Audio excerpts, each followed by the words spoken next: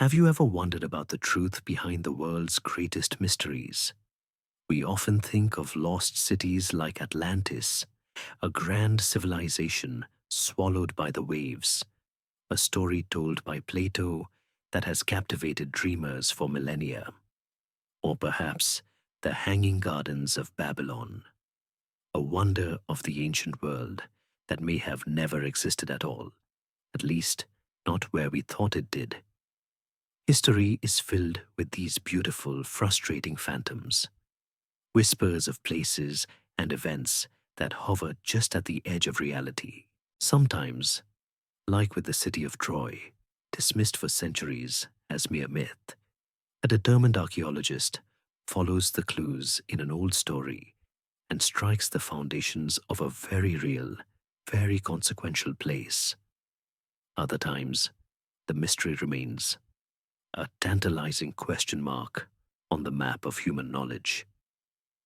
But what if I told you that one of the most enduring and fantastical legends of a lost, sunken continent didn't begin with an ancient philosopher or a mystical text? What if it began not with magic, but with science?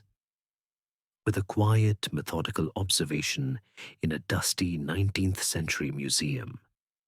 An observation about a small, curious animal with wide, haunting eyes.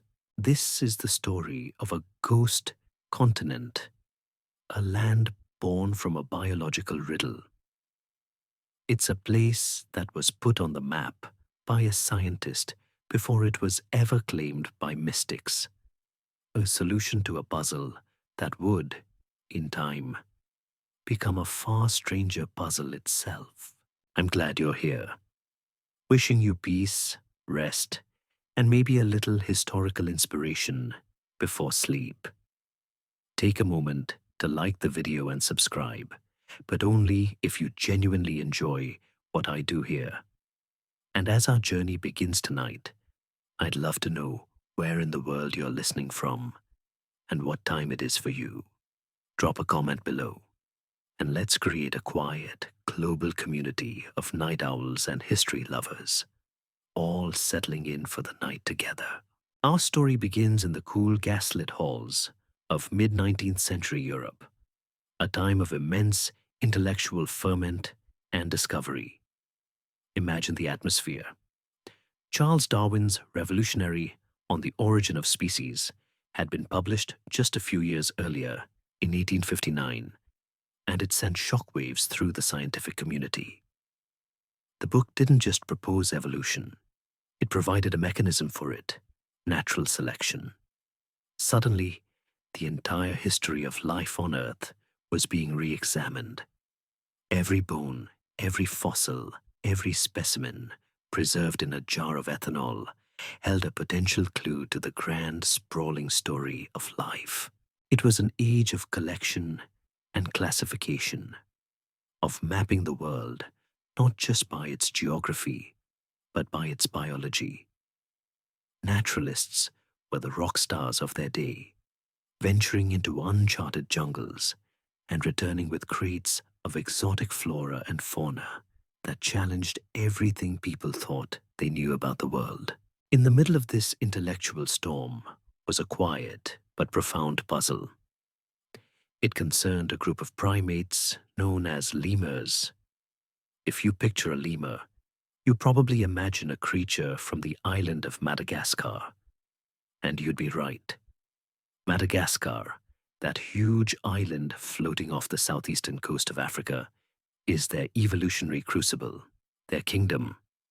It's a land of bizarre and unique creatures, a living laboratory of evolution where life took a different path. Lemurs are its most famous residents, with their fox-like snouts, large, luminous eyes, and incredibly diverse forms, from the tiny mouse lemur to the singing Indri. To the scientists of the 19th century, Madagascar was clearly the world's lemur capital. But here was the problem. As paleontologists and biologists meticulously catalogued their findings, a very strange pattern began to emerge. Fossils of creatures that were undeniably related to lemurs, ancient prosimians, were being unearthed not just in Africa, which would make some sense, but also thousands of miles away across the vast and formidable expanse of the Indian Ocean.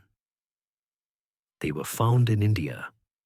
They were found in the Malay archipelago, in what we now know as Southeast Asia.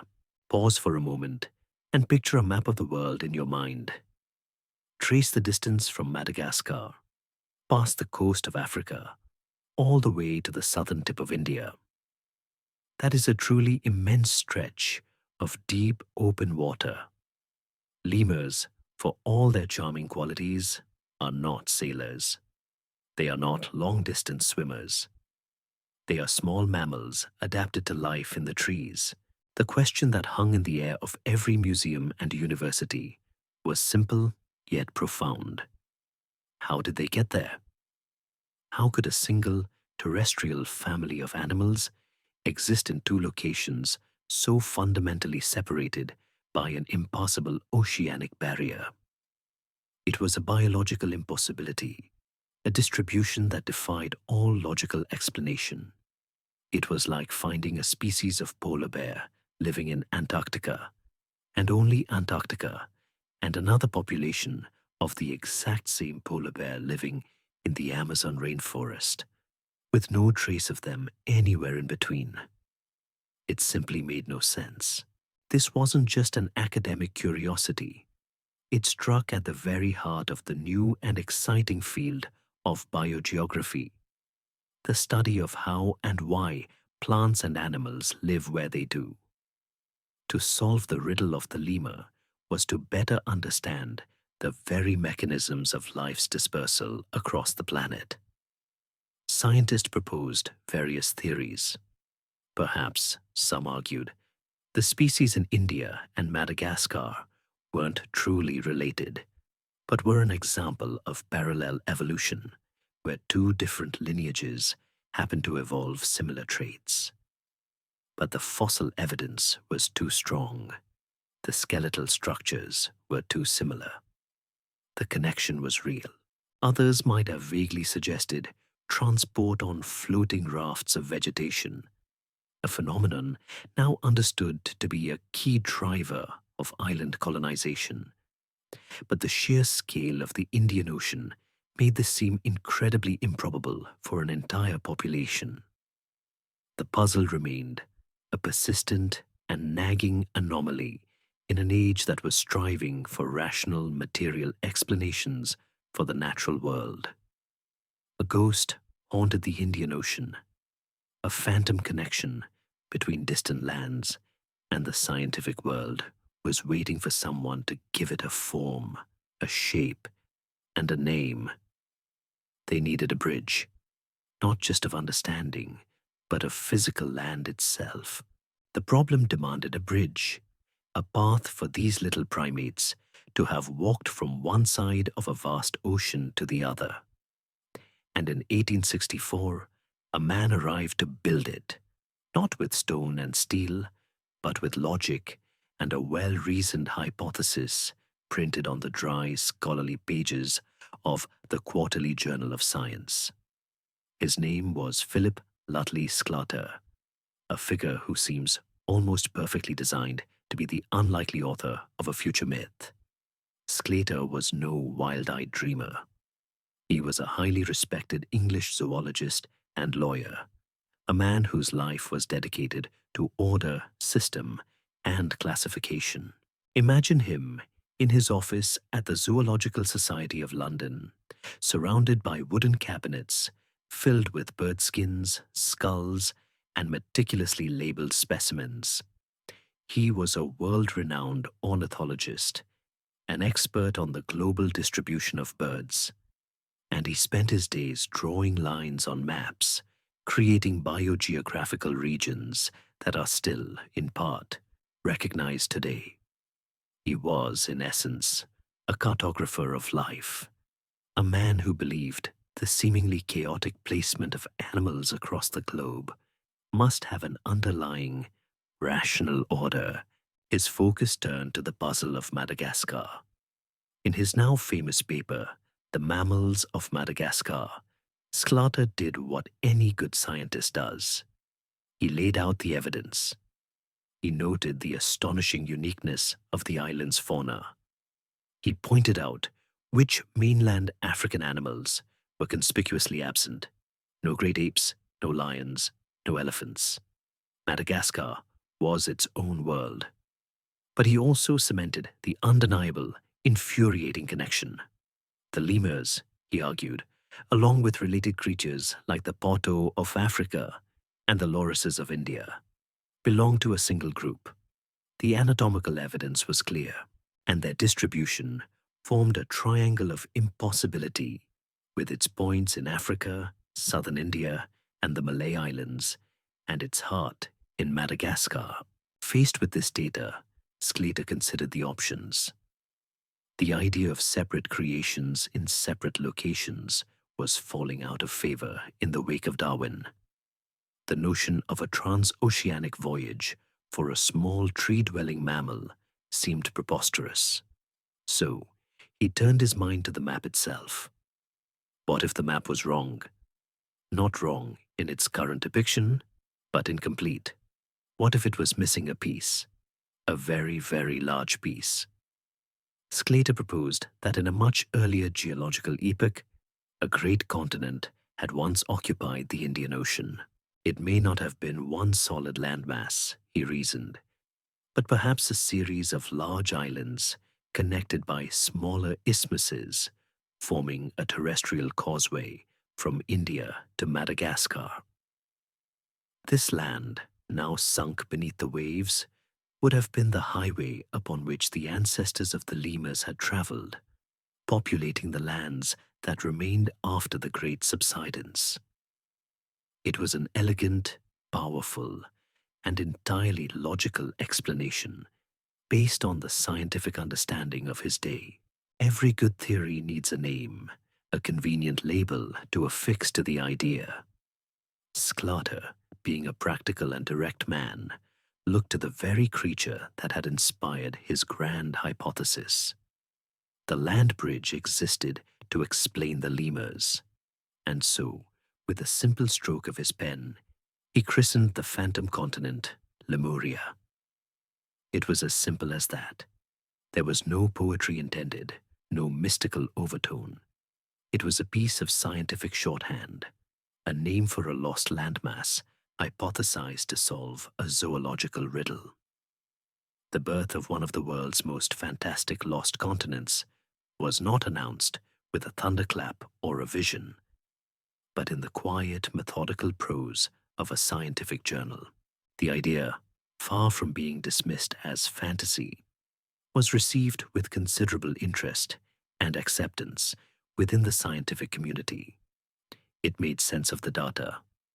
Geologists of the time were very comfortable with the idea of vertical tectonics, of a continent's rising and sinking in place. The theory of continental drift, of vast plates sliding horizontally across the planet's surface, was still decades away from being proposed, and even longer from being accepted. In the world Sclater inhabited, sunken continents were not just possible. They were a respectable geological mechanism to explain the world's biological patterns. Lemuria was quickly placed on hypothetical maps of the ancient world, a solid, respectable ghost continent. It solved not just the riddle of the primates, but other strange biological connections between Africa and India, lending further weight to its seeming reality. For a time, Lemuria was real, at least as a working scientific model. And one can imagine those 19th century naturalists dreaming of this lost world, a warm primeval paradise of giant ferns and strange forests. A world where the ancestors of monkeys and men could wander freely across an ocean basin that was not yet an ocean. A melancholy beauty surrounded the concept. A world of life that had vanished forever, leaving behind only its fossilized echoes in distant, disconnected lands. But an idea as potent as a lost continent could not remain confined to the quiet world of zoology for long. Sclater had built his bridge for lemurs, but other thinkers were beginning to wonder who or what else might have crossed it. An idea as elegant as a sunken continent is a powerful thing. Philip Sclater had proposed Lemuria for a specific, limited purpose: to solve the riddle of the lemurs. It was a neat box that contained a single, vexing zoological problem. But some boxes are too tempting not to open, and some ideas are too grand to remain confined. While Sclater was meticulously classifying animals in London, another far more bombastic figure in Germany saw Lemuria and recognized its potential to answer a much larger and more profound question. The puzzle of the lemur was fascinating, to be sure, but the scientific world was now grappling with the puzzle of humanity itself. If Darwin was right, if we had truly evolved from earlier, non-human ancestors, then where did this happen? Where was the cradle of mankind? Enter Ernst Haeckel.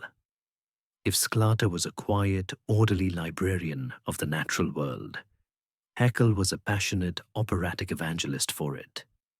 He was a German biologist, philosopher, and a stunningly gifted artist whose intricate illustrations of microscopic radiolarians and jellyfish looked like transmissions from another universe. He was Darwin's most ferocious and influential champion in the German-speaking world, a man who threw himself into the public fray to defend and promote the theory of evolution. He was a titan of 19th century biology, but his thinking was also colored by the deep-seated prejudices of his era, leading him to construct elaborate and now entirely discredited racial hierarchies that he layered onto his evolutionary trees. He was a complex, brilliant, and deeply flawed genius, and he was absolutely captivated by the search for the so-called missing link. In the 1870s, the human fossil record was frustratingly empty. There were no Australopithecines, no Homo habilis, no Lucy fossils unearthed from the African dust to point the way. The question of our geographic origin was a complete free-for-all. Haeckel, applying his formidable intellect to the problem, looked at the evidence available. He looked at our closest living relatives, the great apes. The orangutans were in Asia. The gorillas and chimpanzees were in Africa. Logically, he reasoned, the birthplace of humanity must lie somewhere in between. A place that had since vanished would also conveniently explain the lack of fossil evidence. He needed a landmass in the Indian Ocean, and right there, waiting for him in the pages of a British scientific journal, was Sclater's Lemuria. It was the perfect solution, a hypothesis already carrying the weight of scientific respectability, located in precisely the right spot on the globe. In his hugely popular and influential work, The History of Creation, Haeckel confidently seized upon Sclater's idea and dramatically expanded its scope. Lemuria, he argued, was not just a walkway for primates. It was the delivery room of the human race. This was our ancestral homeland. He even gave our hypothetical ancestor a name: Pithecanthropus allalus, the speechless ape-man. On his maps of the ancient world, Haeckel drew the continent of Lemuria, stretching from Africa to the Malay Peninsula.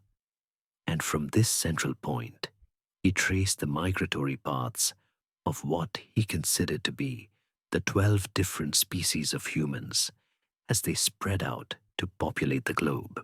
This was a pivotal moment in our story. With the weight of Ernst Haeckel's enormous scientific authority behind it, Lemuria was transformed. It was no longer a minor piece of biogeographical theory. It was now a scientific Eden, It was paradise lost, but reimagined for the Victorian age of reason. Not a garden created by God, but a continent shaped by geology, the lost world, where our distant, speechless ancestors first rose from a 4 legs to 2 and began their long, slow journey towards consciousness. The melancholy romance that clung to the idea of Sclater's sunken land now deepened into something far more personal and profound. The loss of Lemuria was no longer just the loss of a landmass. It was the loss of our original home, a severance from the very soil where humanity was born. Haeckel's intentions were purely scientific. He was trying to solve a genuine mystery with the best tools he had. He could never have known that by placing the birth of humanity on a sunken continent, he was imbuing his hypothesis with a powerful mythic resonance. He was tapping into that deep, ancient, and universal human longing for a lost golden age, a perfect place from a forgotten time. He had taken a zoologist's phantom and given it the ghost of our own ancestry.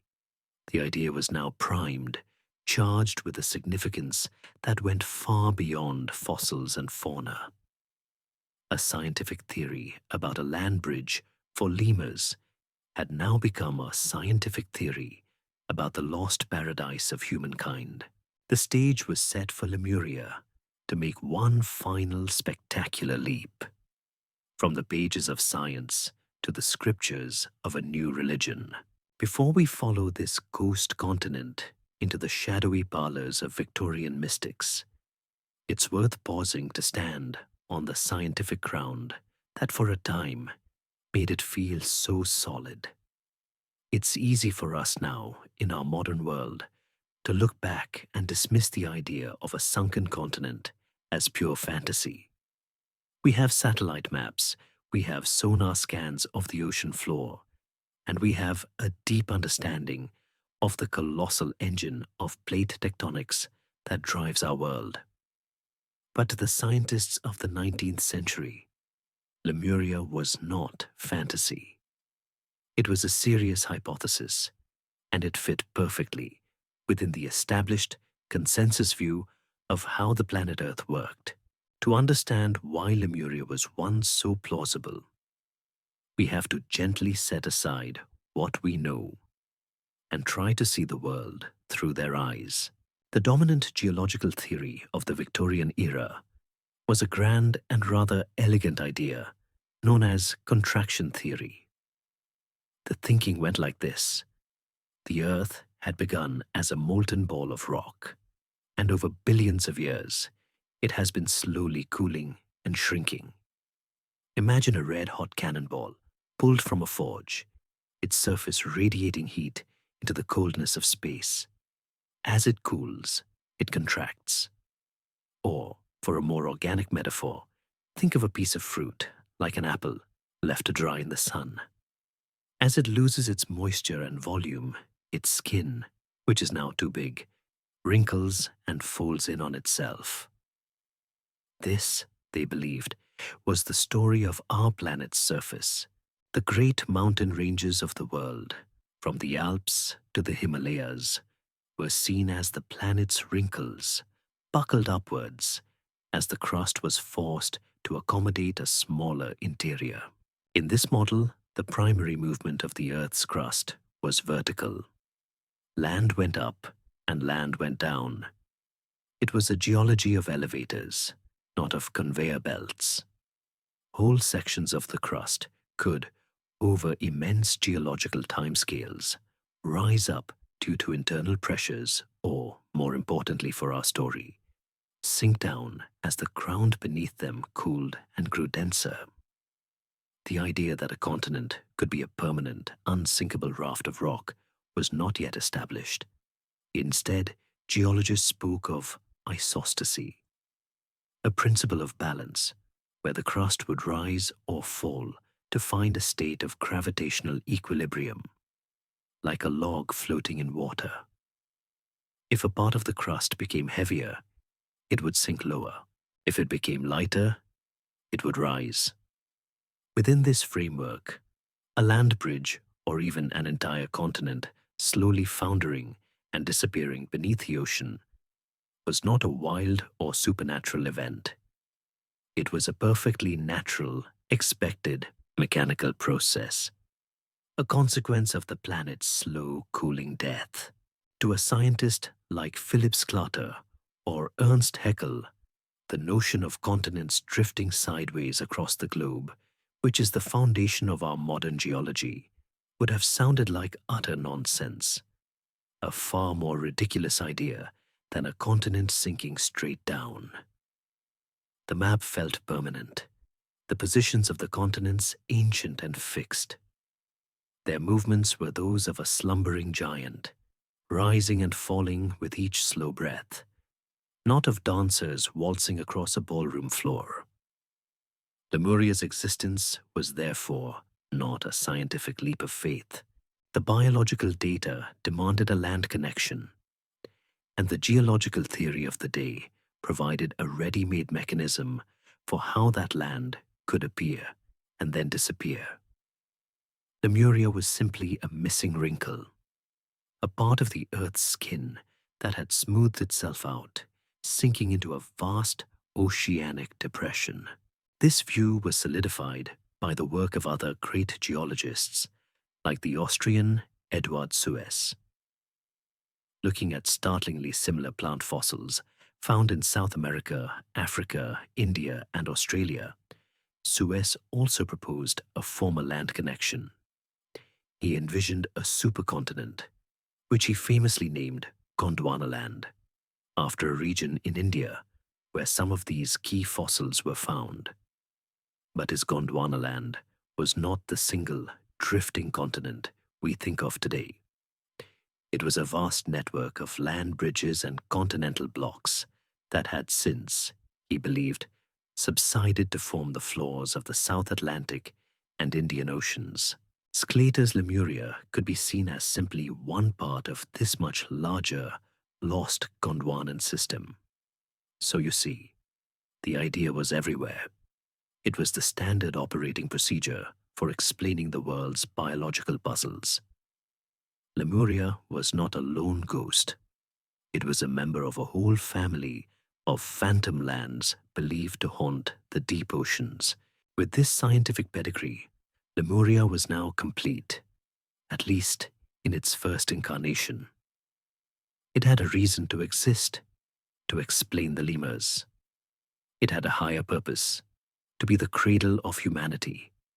And it had a plausible, scientifically approved method of demise, a slow geological subsidence over millions of years. It was a respectable theory, a solid ghost. But it was a ghost built of rock and logic, of fossils and strata. It did not yet have a soul. It was about to be discovered by a new kind of explorer, one who had no need for fossils and would not be stopped by the impossible depths of the ocean. The stage was set for the story of Lemuria to be taken from the hands of the scientists and delivered into the world of the mystics. The scientific ghost of Lemuria, born in a museum and raised in the pages of academic journals, was about to be adopted. Its new parent was not a biologist or a geologist, but a woman who would become one of the most enigmatic and influential mystics of the 19th century. Our story now takes a sharp turn, leaving behind the cool, rational world of specimen cabinets and fossil records, and entering the heady, incense-filled atmosphere of the Victorian esoteric revival. It was an era fascinated with the unseen, a time of seances in darkened parlors, of secret societies, and of a deep yearning for a spiritual wisdom that many felt science had failed to provide.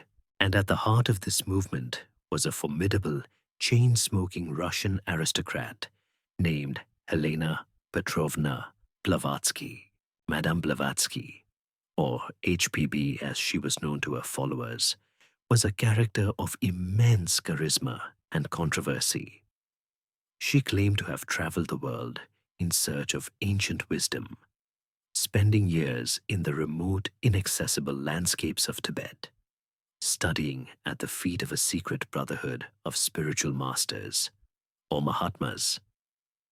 In 1875, in New York City, she co-founded the Theosophical Society, an organization dedicated to exploring the world's hidden spiritual truths and investigating the latent psychic powers of humanity. She was a channel for what she claimed was a timeless, secret wisdom, a knowledge that predated all known religions. And in 1888, she published her monumental, sprawling, and almost incomprehensibly dense masterpiece, The Secret Doctrine. This book was not presented as a work of her own creation. Blavatsky claimed it was a commentary on a lost, ancient manuscript of immense antiquity, a text called The Stanzas of Jaan, which she said she had been shown by her masters and was able to read and translate through psychic means. The Secret Doctrine laid out a breathtakingly vast and complex cosmology.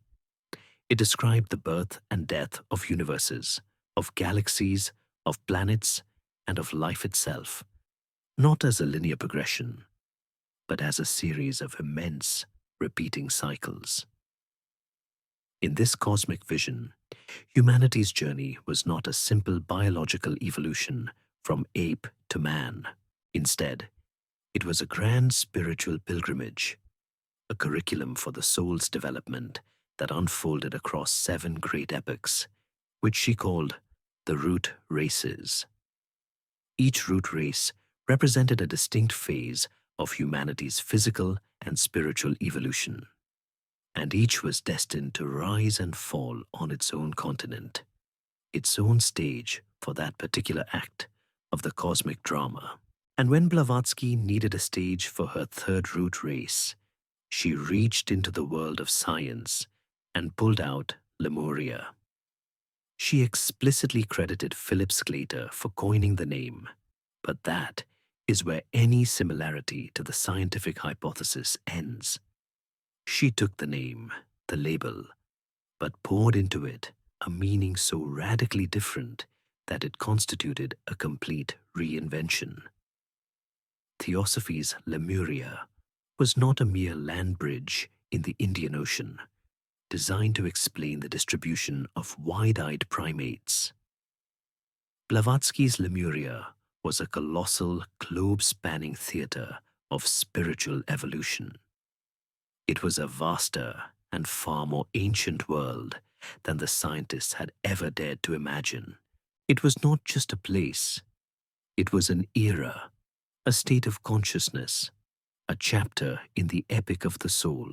In Blavatsky's hands, Lemuria was no longer the scientifically plausible ghost of Sclater and Haeckel. It had become something infinitely more strange and potent. The sober geological process of subsidence was replaced by a preordained cosmic plan.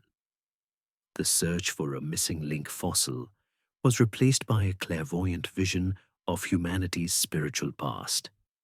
She had untethered Lemuria from the constraints of biology and geology and launched it into the realm of myth. She absorbed other legends of lost lands into her vision, creating a grand, unified theory of sunken continents that served as the backdrop for her story of the soul's long journey. The scientists had given her a name and a general location, but the world she built upon that foundation was entirely her own.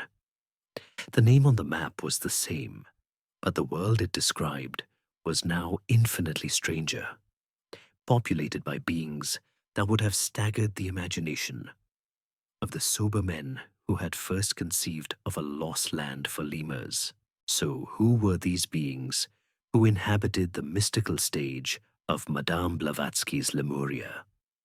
To even begin to picture them, we must first try to imagine their world, which was not our world.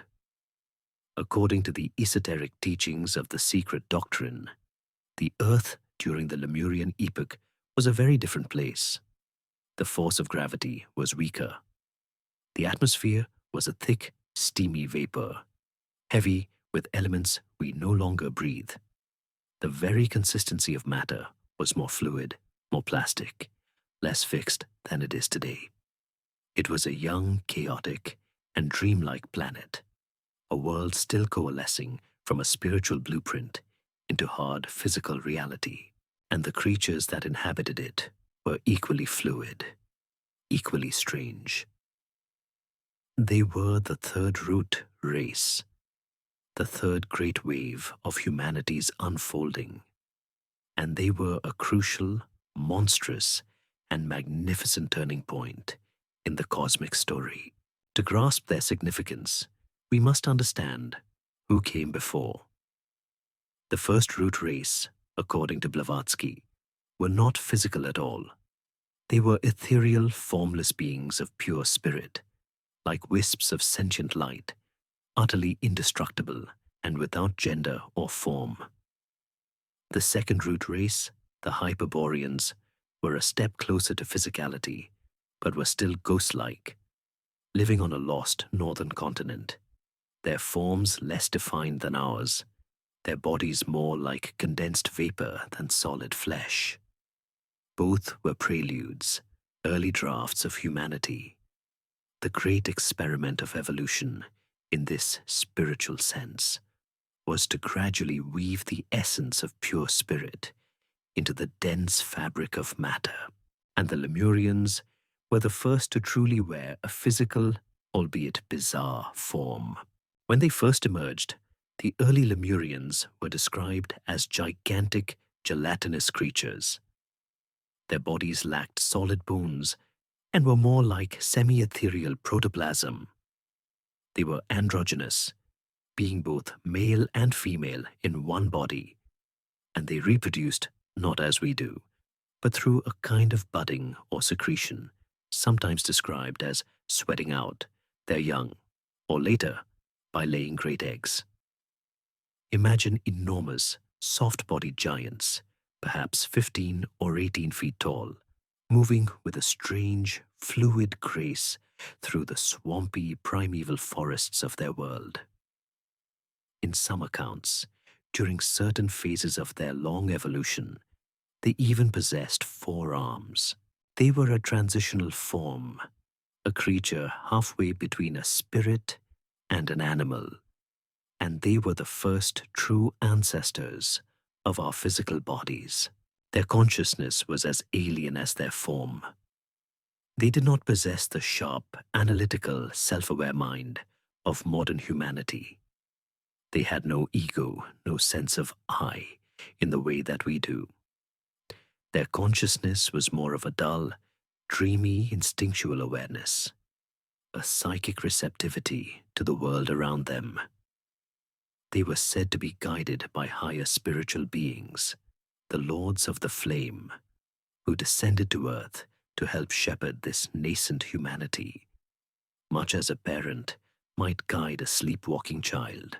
Then, midway through their immense epic, a pivotal event occurred: the separation of the sexes. The hermaphroditic form was split, and humanity became divided into male and female. This was a critical and necessary step in the cosmic plan, for it was only through the dynamic interplay of these two poles that the human mind, the intellect, could eventually be sparked into life. But it was also the beginning of duality, of attraction and conflict, the beginning of the world as we know it. Now, recall for a moment the ancestor that the scientist Ernst Haeckel had imagined walking the lands of his Lemuria. He envisioned a speechless ape-man, a purely biological creature, a simple, logical step up from the apes. Compare that humble, furry ancestor to Blavatsky's vision, a race of psychic, egg-laying, 4-armed, gelatinous giants who were born as one gender and split into 2. The gulf between the scientific and the esoteric Lemuria becomes a chasm. Haeckel was searching for a physical missing link in a chain of biological descent, Blavatsky was describing a spiritual drama, the incarnation of a cosmic intelligence into a monstrous but necessary physical vessel. One was a story of biology, the other, a story of divinity putting on a coat of flesh. And perhaps the most significant and alien feature of these strange ancestors was not their size or their method of birth, but their primary organ of perception, a functioning third eye, which sat not in the front of their head, but at the back. This was no mere physical curiosity. It was the very key to their strange, unearthly consciousness. This third eye, this Deva eye, as it was called in the theosophical texts, was not an eye for seeing the world of solid objects. In the early days of the Lemurian race, their two front-facing eyes were not yet fully developed. Physical sight was a secondary and unreliable sense in a world that was itself not yet fully physical. The third eye, however, was their primary organ of perception. It was an instrument of spiritual and psychic sight. It did not see the surfaces of things, but the life force that pulsed within them. It did not see solid rock, but the patterns of energy that held the rock together. It was their window into the astral plane, the dimension of spirit that underlies our own. Through this eye, the Lemurians could perceive the great spiritual hierarchies that guided the planet's evolution. They could communicate directly through thought, not yet needing the clumsy apparatus of spoken language. Their reality was a swirling psychic landscape, and the third eye was their compass, their guide, and their connection to the divine. According to these esoteric teachings, this was a real physical organ that sat near the back of the skull, a soft and luminous spot. It was the source of their instinctual, all-encompassing awareness. They did not need to reason or analyze, because they could feel the truth of a situation directly. They knew things with a certainty that our modern, intellect-driven minds can barely comprehend. But this state of being was not destined to last. It was a phase, a necessary but temporary chapter in the human story. As the great cosmic cycles turned, the destiny of humanity was to develop the mind, the intellect, the ego, and the gift of free will. And for this to happen, the all-knowing instinctual side of the third eye had to fade. Theosophy teaches that as the Lemurian race evolved over millions of years, as their bodies grew denser and more solid, and as the two physical eyes began to truly see the hardening world around them, the third eye began to atrophy. Its spiritual function diminished. It slowly retreated from the surface of the head, sinking deep into the center of the brain, shrinking in size until all that was left of this once great organ of cosmic consciousness was a tiny pea-sized kernel of tissue, a vestigial remnant, a souvenir from a forgotten age, which every modern human being still carries within their skull. This remnant, theosophy claims, is the pineal gland. This is a breathtaking claim, linking a mystical past directly to our present-day anatomy. And what is fascinating is that this tiny gland has, for centuries, been a source of immense mystery and speculation for mainstream philosophers and scientists alike. Long before Madame Blavatsky, the 17th century philosopher René Descartes famously described the pineal gland as the principal seat of the soul, the single point in the brain where the immaterial soul connected with the physical body. He saw it as a master valve, directing the flow of animal spirits that controlled our senses and actions. For centuries, it remained a medical curiosity, its function a complete mystery. Only in the modern era has science begun to truly understand the pineal gland's role. We now know it is a vital endocrine gland that acts as the body's internal clock. Its primary function is to produce melatonin, the hormone that regulates our circadian rhythms, our cycles of sleeping and waking. It receives signals from our eyes about the presence or absence of light, and in response, it tells our body when it's time to rest. It is, in a very real sense, the gateway to our daily journey into the world of sleep and dreams, in a strange and beautiful echo of the esoteric story. Some reptiles and amphibians, like the tuatara lizard, still possess a parietal eye on the top of their head, a light-sensitive spot connected directly to their pineal gland, a rudimentary biological third eye. So we are left with this gentle resonance, a story from a mystic about a lost psychic eye that retreated into the brain to become the pineal gland, and a discovery from science that this same gland is our master of sleep, our connection to the cycles of light and dark, and is, in some creatures, still linked to a vestigial third eye. As the Lemurians' own spiritual vision faded, as their connection to the unseen world was severed, their entire epic began to draw to a close. The world was changing, hardening, and the very land that had supported these giant dreaming beings was growing unstable, preparing for a final cataclysmic act. The fading of the third eye was a symptom of a much larger ending. It was a sign that an internal spiritual continent was sinking within the consciousness of the Lemurian race, a prelude to the sinking of the physical landmass that had been their home. In the grand cyclical cosmology of theosophy, nothing is permanent. Worlds, like the beings who inhabit them, have their allotted lifespan.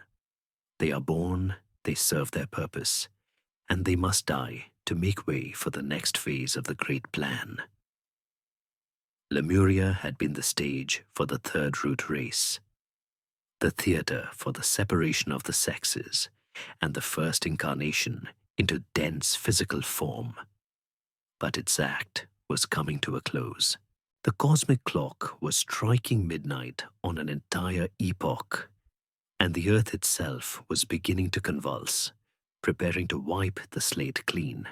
The end was not a single, swift event.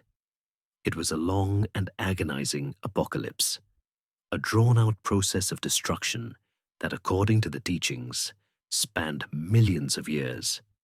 It was an ending written in the two great elemental forces of fire and water. The cataclysm began from below. The crust of the young earth, still thin and unstable, began to crack and rupture. Colossal volcanic chains erupted in concert, splitting the supercontinent apart. Imagine a world where the ground beneath your feet is no longer a certainty, a world shuddering with perpetual earthquakes, where new mountains are thrown up in fiery bursts overnight, only to collapse back into the sea. Fissures miles long would have opened in the ground, venting poisonous gas, and rivers of molten lava that incinerated the primeval forests, turning entire regions into black, glassy deserts under a sky choked with ash. The sun would have been a dim, red smear, and the air thick with the smell of sulfur and burning earth. This was the baptism of fire, a planetary purification to destroy the old forms. As the land broke apart, the oceans began their assault. The sinking of the continent was no longer the gentle, imperceptible subsidence that 19th century geologists had imagined. It was a violent, chaotic foundering. Massive sections of the continent would have plunged into the sea, triggering tsunamis of unimaginable scale.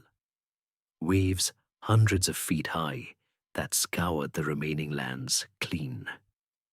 The thick, vaporous atmosphere, now saturated with volcanic dust, would have released its moisture in torrential, endless downpours. The world was plunged into a boiling, muddy twilight, a battle between the fire of the Earth's core and the fury of its oceans. Most of the later Lemurians, whose spiritual connection had dimmed with their fading third eye, were said to have been consumed by these cataclysms. They were the humanity that had grown too attached to the physical form, losing their way in the hardening world of matter. But the cosmic plan was not one of annihilation, but of transition. The spiritual seeds of the next great phase of humanity, the fourth root race, had to be preserved. And so, the stories tell of the spiritually elect, the most advanced souls of the Lemurian race, being gathered and saved. Guided by the Mahatmas, their divine teachers, these small groups of survivors were led away from the heart of the destruction.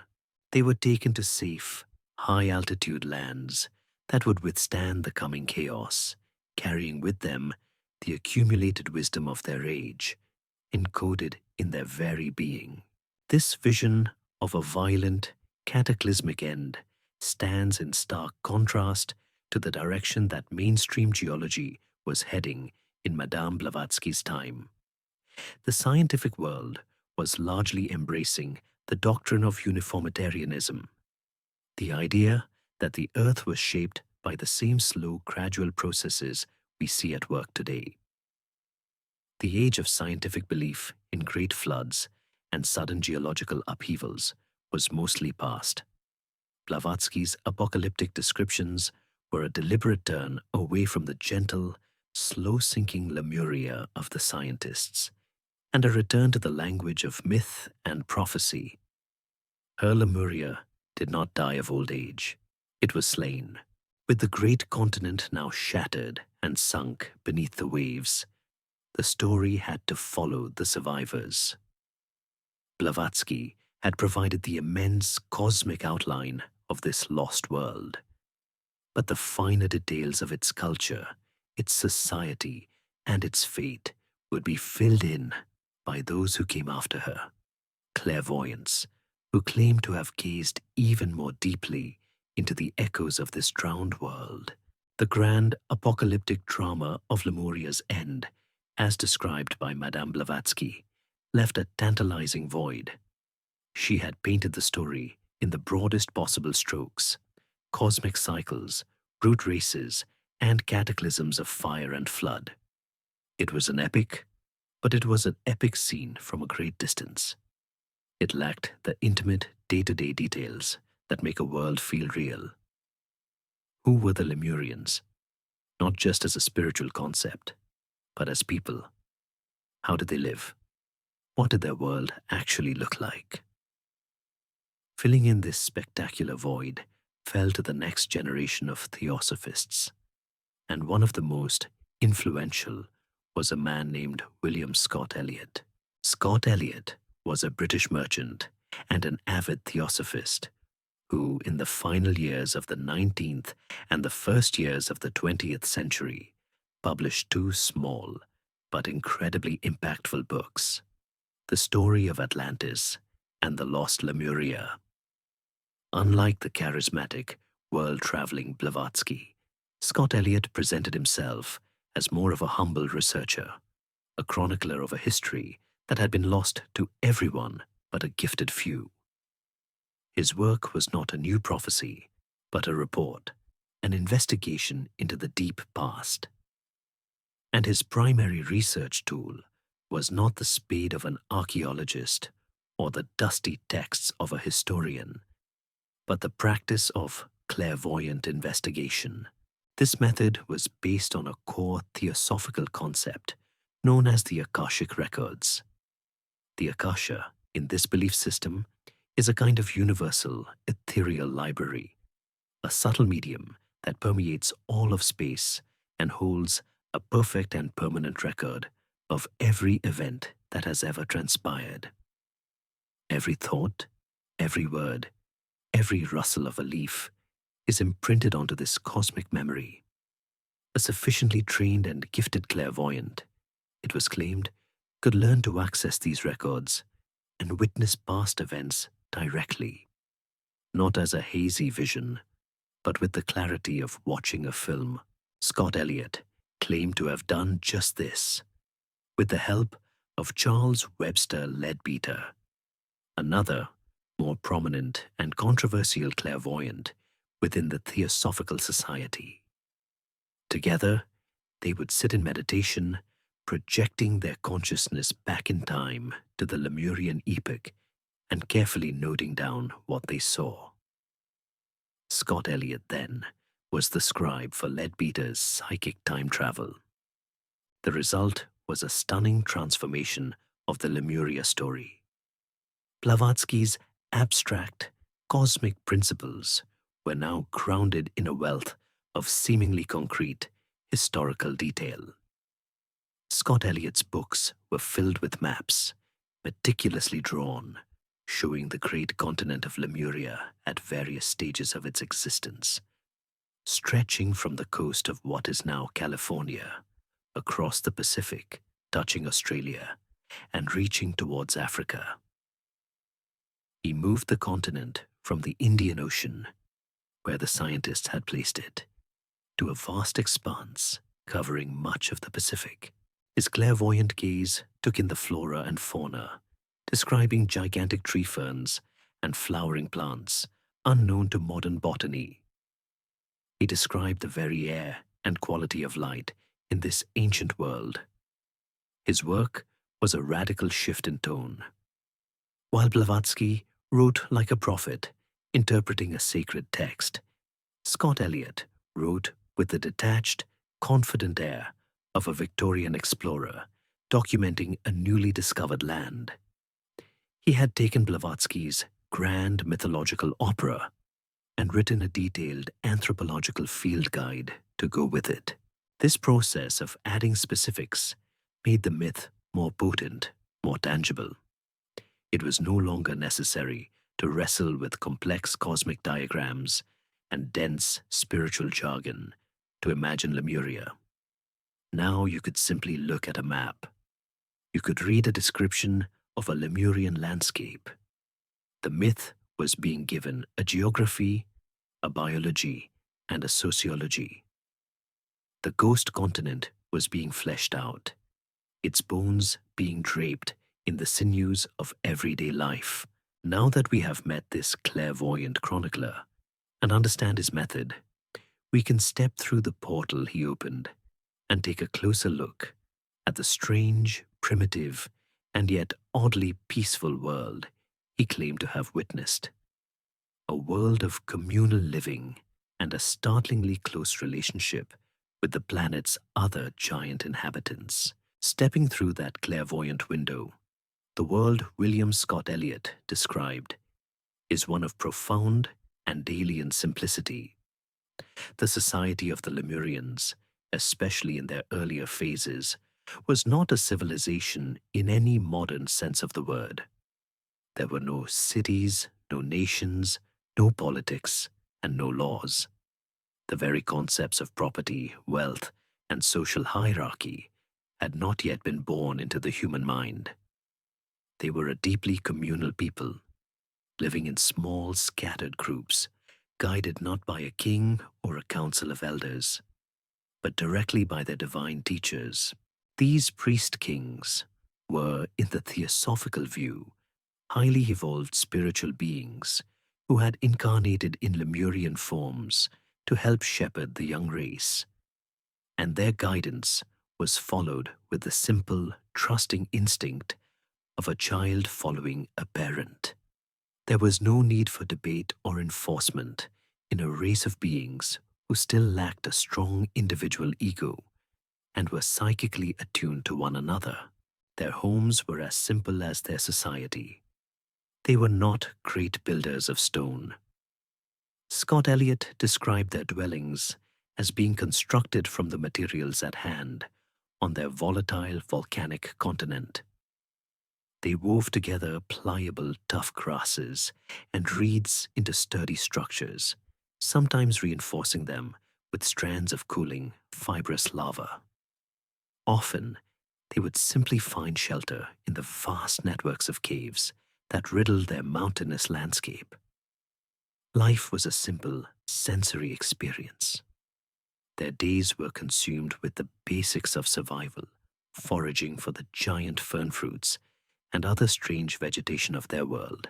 There was no art, no literature, for their minds did not yet operate on the level of abstract symbolism. Their lives were lived in the eternal present, a dreamlike state of being that was more akin to the consciousness of an animal than that of a modern human.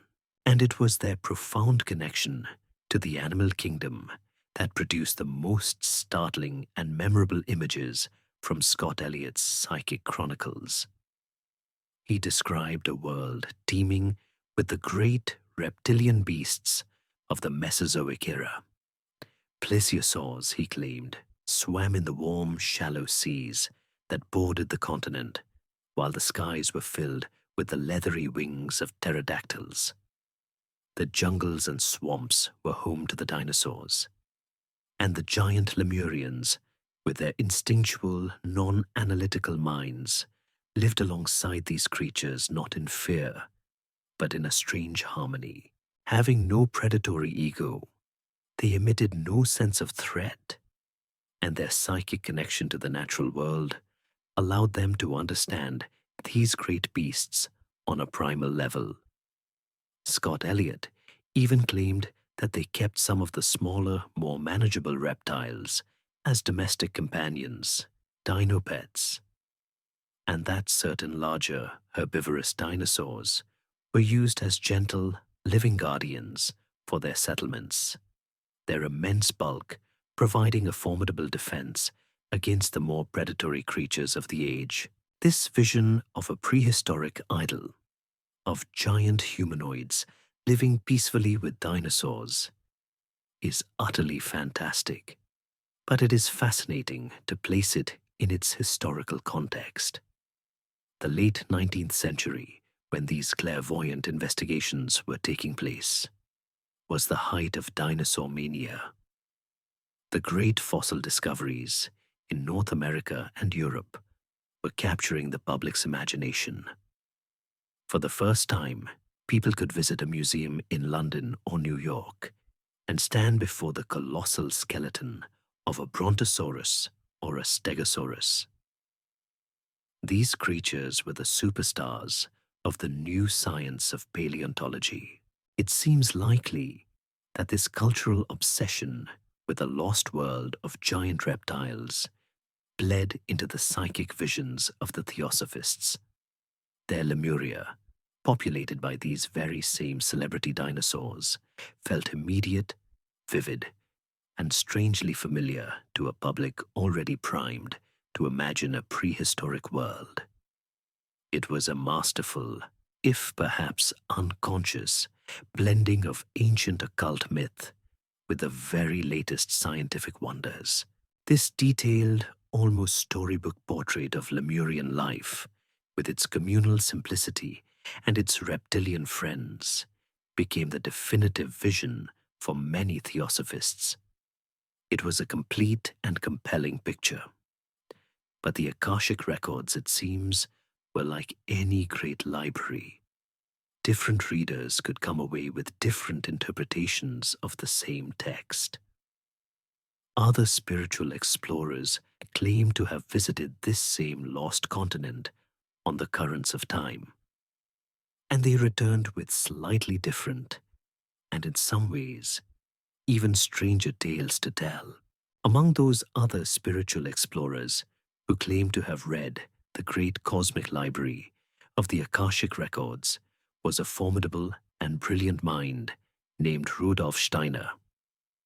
An Austrian philosopher and esotericist, Steiner was initially a leading figure in the German section of the Theosophical Society, but his own clairvoyant research eventually led him down a different path, and he broke away to found his own spiritual movement known as anthroposophy.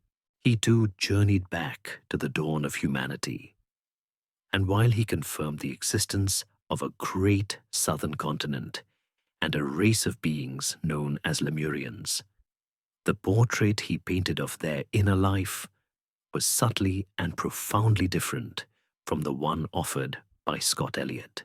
Where Scott Eliot's chronicles focused on the external details of Lemurian life, their communal homes, their reptilian companions, Steiner's vision was turned inward, focused on the unique quality of their consciousness. For Steiner, the defining characteristic of the Lemurian was not their simplicity, but their immense and powerful will. The Lemurians he described were not the passive, childlike beings of theosophical lore. They were masters of a raw, primal force of volition that modern humanity has almost entirely lost.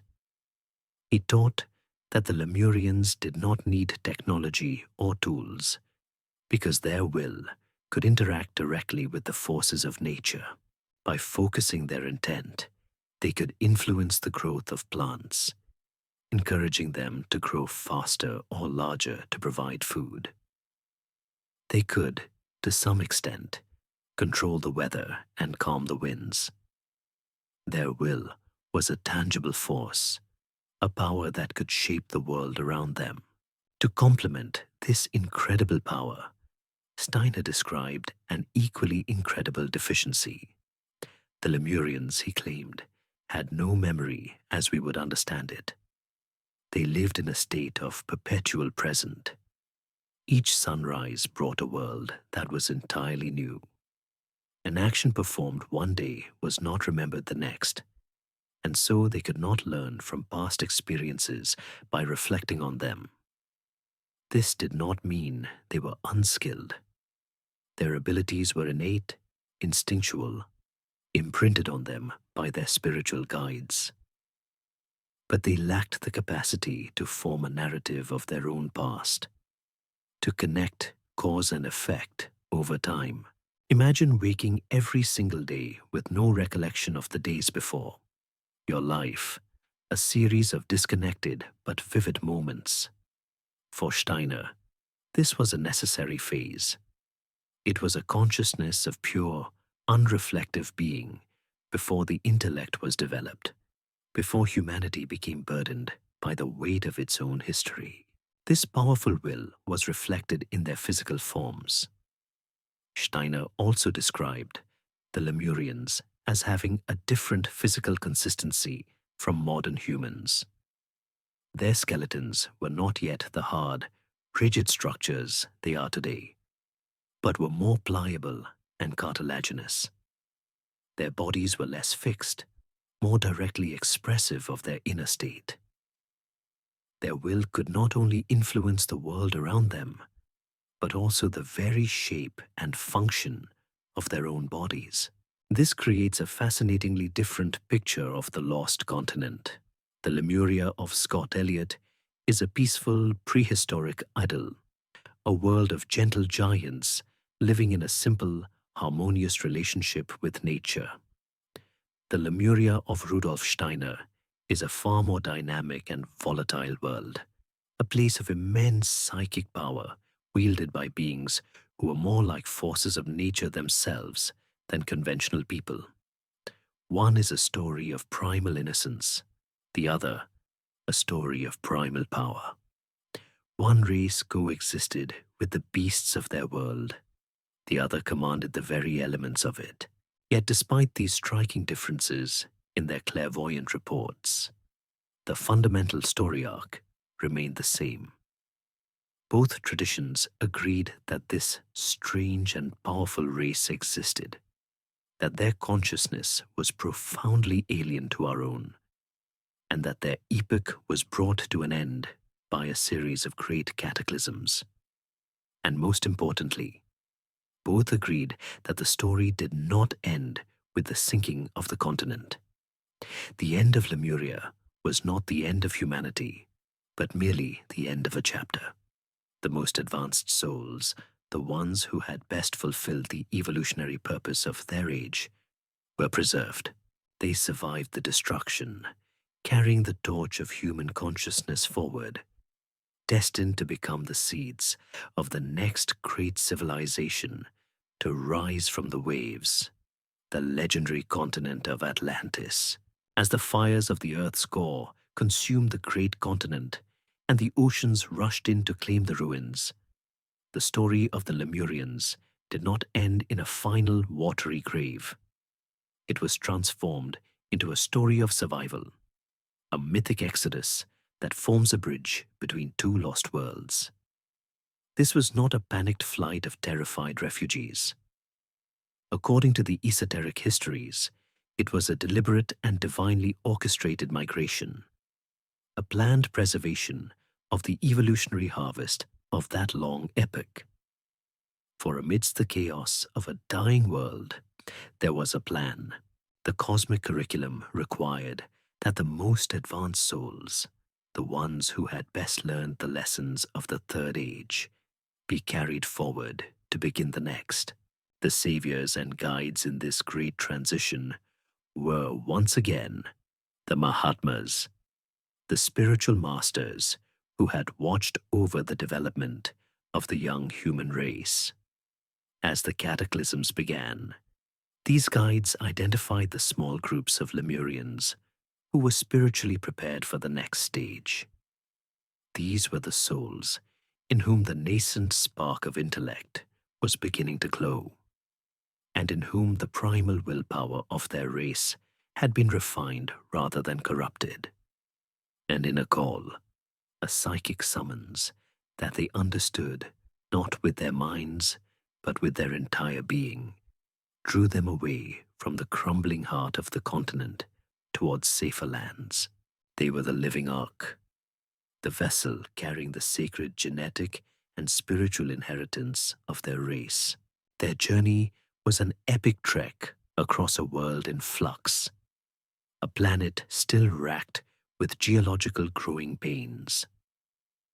They traveled over lands that were themselves rising from the sea, their path illuminated by the inner light of their divine guidance. They did not know their destination, for they lacked the kind of memory or foresight to form such a concept. But they moved with the unerring certainty of migrating birds following an ancient invisible map. They were led to a vast new landmass that was rising in the Atlantic Ocean, a fresh continent with a different energy, a clean slate upon which the next chapter of the human story could be written. This was the land that would become the legendary Atlantis. Here on the shores of this new world, the Lemurian survivors became the seed of the fourth root race, the Atlanteans. They were the Adams and Eves of a new humanity. Their children and their children's children, born under a different sky and on a different soil, would be a new people. The dominant traits of the Lemurian age, the dreamy instinctual consciousness, the lack of memory, the powerful psychic will, would slowly recede, becoming a dormant, subconscious part of the human psyche. In their place, the faculty of memory would begin to blossom. The intellect, the ability to reason, to analyze, to connect cause and effect, would awaken. The Atlanteans were to be the race of the mind, just as the Lemurians had been the race of the will. The survivors were the vital bridge, their bodies and souls the raw material from which a more complex and self-aware humanity could be forged. This story of a world-destroying cataclysm and a small group of chosen survivors is a powerful and recurring theme in the myths of nearly every culture on Earth. The story of Noah and his ark in the Abrahamic traditions, the tale of Manu in Hindu scripture, who is warned of a great flood and builds a boat to save humanity, the Greek myth of Deucalion and Pyrrha, repopulating the world after a deluge, all echo this same fundamental pattern. The theosophical narrative of the Lemurian migration can be seen as an esoteric version of this universal archetype, a story of a great ending and a precious new beginning. The legacy of Lemuria, therefore, was not one of ruins at the bottom of the sea, but of a living impulse carried forward. The lost continent did not truly vanish. It was absorbed, its essence becoming the foundation for the glories and tragedies of Atlantis. This succession, from Lemuria to Atlantis, formed the central highway of human evolution in the theosophical story. But back in the vast waters of the Pacific, where Lemuria had once lain, another similar ghost was beginning to stir. A rival continent with a different name and a different chronicler, whose story would become forever entangled with the one we have been following. While the theosophists were busy tracing the lineage of their Lemurian survivors to the shores of Atlantis, a new and powerful myth was taking shape back in the waters of the Pacific. This was the story of a rival continent, a lost motherland with a different name, a different nature, and a different creator. Its name was Mu, and its chief evangelist was a retired British-American Army colonel, inventor, and writer named James Churchward. His work would add a vibrant, new, and often confusing layer to the growing legend of the lost Pacific world. Churchward published his first and most famous book on the subject, The Lost Continent of Mu, Motherland of Man, in 1926, long after the core theosophical ideas about Lemuria had been established. His story of discovery was a romantic adventure in itself. He claimed that during his time as a soldier in India in the late 19th century, he befriended a high-ranking temple priest who, after much persuasion, showed him a set of long-lost, secret tablets written in a forgotten language. These Nakal tablets, Churchward claimed, told the complete story of a great motherland of humanity. He said he spent years deciphering them, and that his books were the result of this translation. To this day, no evidence of these tablets has ever been found outside of Churchward's own accounts. The civilization he described was radically different from the theosophists' Lemuria. Where Lemuria was a primeval, primitive world inhabited by monstrous pre-intellectual giants, Churchward's Mu was a magnificent, sun-drenched paradise, a vast continent stretching from Hawaii to Easter Island. It was, he claimed, a highly advanced civilization that flourished some 50,000 years ago. It was home to 64 million people, all living under a single, benevolent government led by a priest-emperor called the Ramu. This was not a world of primal chaos, but a global utopia of peace and prosperity. The original Garden of Eden on Earth. The inhabitants of Mu were not transitional ape-like beings. They were anatomically modern humans, spiritually and technologically advanced, living in beautiful cities connected by smooth paved roads. For Churchward, Mu was the single cradle of all the world's great ancient civilizations. He argued that Egypt, India, the Maya, and the cultures of ancient Greece and Babylon were not independently developed, but were all colonies or refugee settlements from the great motherland of Mu.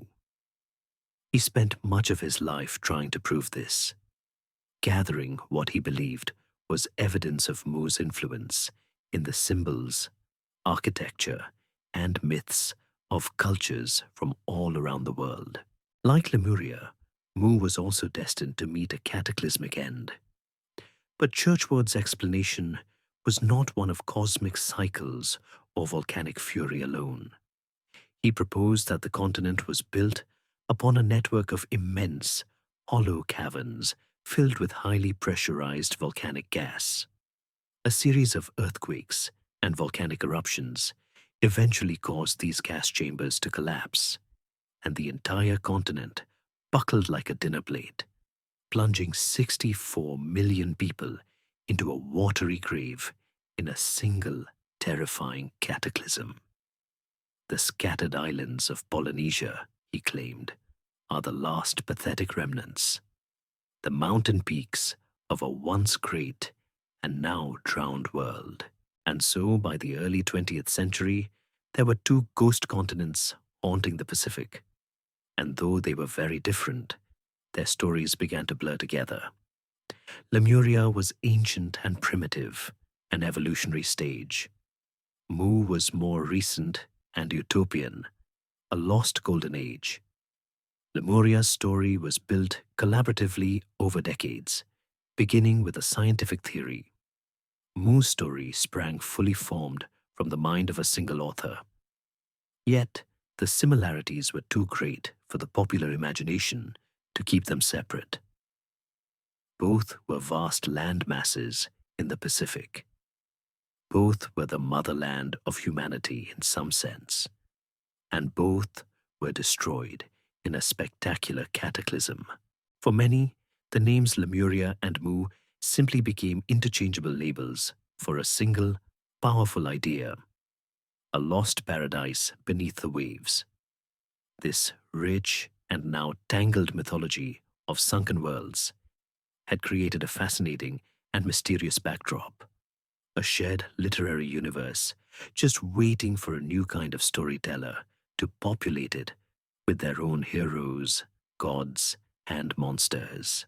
The tangled, competing histories of Lemuria and Mu, born from science, nurtured by mystics and embellished by adventurers, had created a rich and evocative mythological landscape. By the early 20th century, these lost continents were firmly established in the public's esoteric imagination. They were a kind of shared secret, a history of the world that existed just beneath the surface of the official one. And this secret world, with its sunken cities and ancient races, was far too tempting for a new breed of storytellers to ignore.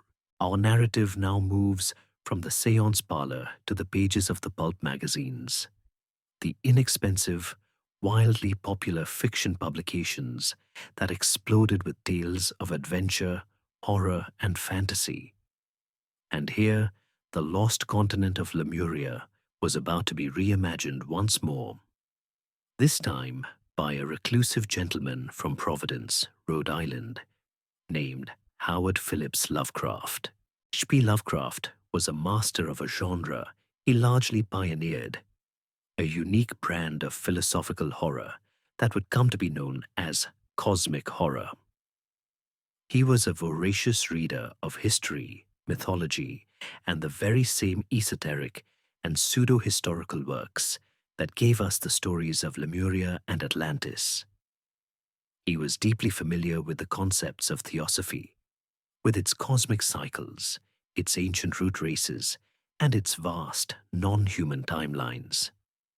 But where the theosophists saw a grand, benevolent plan of spiritual evolution, Lovecraft saw only a terrifying, purposeless void.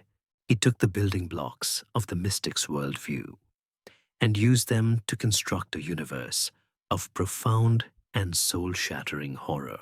In Lovecraft's hands, the central idea of cosmic horror is this: humanity is a fleeting, insignificant accident in a universe that is ancient, vast, and utterly indifferent to our existence. The true masters of the cosmos are ancient, alien beings of unimaginable power, the great old ones and the outer gods, who slumber in the dark spaces between the stars, or in sunken cities deep beneath the waves. They are not evil in a human sense. They are simply so far beyond us that our lives and civilizations are as meaningless to them as an ant colony is to a passing human. The greatest horror for Lovecraft was not a ghost or a vampire, but a glimpse of this terrible truth. He seized upon the idea of lost continents and pre-human races and twisted it to his own terrifying purpose. Theosophy's root races, which were our own spiritual ancestors, became Lovecraft's alien colonizers. In his Cthulhu mythos, the history of Earth is a catalogue of alien civilizations, the Elder Things, the Migo, the great race of Yith, who built colossal cities, and waged cosmic wars on this planet for eons before the first human ever evolved. The benevolent Mahatmas and spiritual guides of Blavatsky's vision were transformed into monstrous, tentacled gods like the dreaded Cthulhu, who waits, dead but dreaming, in his drowned city of Relive. Lemuria, in this context, is just a name on a very old and bloody map. It is no longer the cradle of humanity, but perhaps a forgotten colony of one of these alien species, a battleground in a war that ended millions of years before our own story began. Its sinking was not a cosmic reset for our benefit, but a meaningless bit of collateral damage in a conflict beyond our comprehension. The theosophical concept of the Akashic records, the spiritual library of all time, is darkly mirrored in stories like The Shadow Out of Time, where the alien great race of Yith can project their minds across time, inhabiting the bodies of beings from any era and accessing all of their knowledge, not for spiritual enlightenment, but for their own cold intellectual purposes. Lovecraft effectively deromanticized the myth of the lost continent. The bittersweet nostalgia for a sunken paradise was replaced with a chilling dread. The existence of a place like Lemuria was no longer a hint of a glorious past, but terrifying evidence that we are not the first, nor the most important, inhabitants of our own world. The ruins at the bottom of the sea were not a promise of lost wisdom, but a warning of powers that could erase a continent as easily as a child kicking over a sandcastle. He was not alone in this pulp fiction excavation of the past. He was part of a circle of writers who corresponded and shared ideas, and another of his contemporaries would take these same mythic ingredients and bake a very different kind of story, one filled not with creeping dread, but with mighty thewed heroes and high adventure. From the same circle of correspondence and fellow dreamers that included H.P. Lovecraft, another powerful imagination was at work, drawing from the same well of myth and esoteric history. This was the brilliant, troubled, and prolific Texan writer, Robert E. Howard. Where Lovecraft looked into the abyss of a lost past and saw creeping cosmic dread, Howard saw a stage for thundering, red-blooded heroism. He took the concept of a forgotten age, populated it with barbarians, sorcerers, and forgotten gods, and in doing so, created an entire genre, sword and sorcery. And his greatest hero, Conan the Cimmerian, would walk a world built upon the ruins of Lemuria. Howard's genius was in the creation of his setting, the Hyborian Age. He laid out its history in a detailed essay, crafting a fictional epoch that was, as he put it, an age undreamed of. He cleverly placed this era in a gap in our own history, after the sinking of Atlantis, but before the rise of the ancient civilizations we know, like Egypt and Sumer. This gave him the freedom to create his own kingdoms and cultures, while still tethering his world to a mythic, pseudo-historical reality. His Hyborian Age was a brutal, vibrant, and dangerous world, a place of high adventure and dark magic, and it had its own deep history, a past that stretched back into the cataclysms that had reshaped the globe. In this fictional history, Lemuria plays a crucial, if ancient, role. Howard envisioned it not as a great continent, but as a vast chain of volcanic islands in the Eastern Ocean. In the time of Atlantis, these islands were ruled by a strange, ancient, and cruel civilization, and the human inhabitants of the islands were their downtrodden slaves. When the great cataclysm struck, sinking Atlantis and shaking the world, these Lemurian slaves rose up in a bloody and savage rebellion, slaughtering their masters. After a long and brutal war, they fled the sinking islands, escaping to the eastern coast of the main Thurian continent. There, stripped of all civilization, they devolved into a state of stark barbarism, living for thousands of years as ape-like savages. The main adventures of Conan the Barbarian are set many thousands of years after these events. But the savage Lemurian survivors are the distant, ancestral seed from which some of the peoples of Conan's world have sprung. The name Lemuria itself is a forgotten whisper, a land that existed in an age even before the age undreamed of. Its inclusion in Howard's history serves to give his world an immense sense of timescale. The ruins Conan stumbles upon are not the first ruins. His age is not the first age. Civilizations have risen and fallen countless times. The memory of Lemuria is the bedrock of his world's savagery, a hint of a past so deep and brutal that it makes the Hyborian age itself seem civilized by comparison. Here we see a vision of Lemuria that is a world away from both the theosophists and H.P. Lovecraft. Howard's Lemurians were not a spiritual root race on a journey to enlightenment. They were brutalized slaves who became savage survivors. Their story is not one of spiritual evolution, but of a desperate, bloody struggle for freedom. And unlike in Lovecraft's fiction, this ancient, monstrous past does not induce a sense of cosmic hopelessness. Howard's world, for all its dark sorcery and ancient evils, is a place where a determined individual can triumph. The horrors are tangible things to be fought with a sword and overcome with courage. The past is not a source of madness, but a source of adventure. A tomb to be explored, a monster to be slain. The focus is on the power and indomitable will of the human hero. Together, Lovecraft and Howard, friends and correspondents, took the idea of the lost continent and split it down two distinct paths that would define fantasy and horror for the rest of the century. They had fully transformed a scientific hypothesis and a spiritual doctrine into a literary playground. But just as it seemed that Lemuria had been safely confined to the realm of fiction, a new and deeply strange story would emerge from the pages of a different pulp magazine.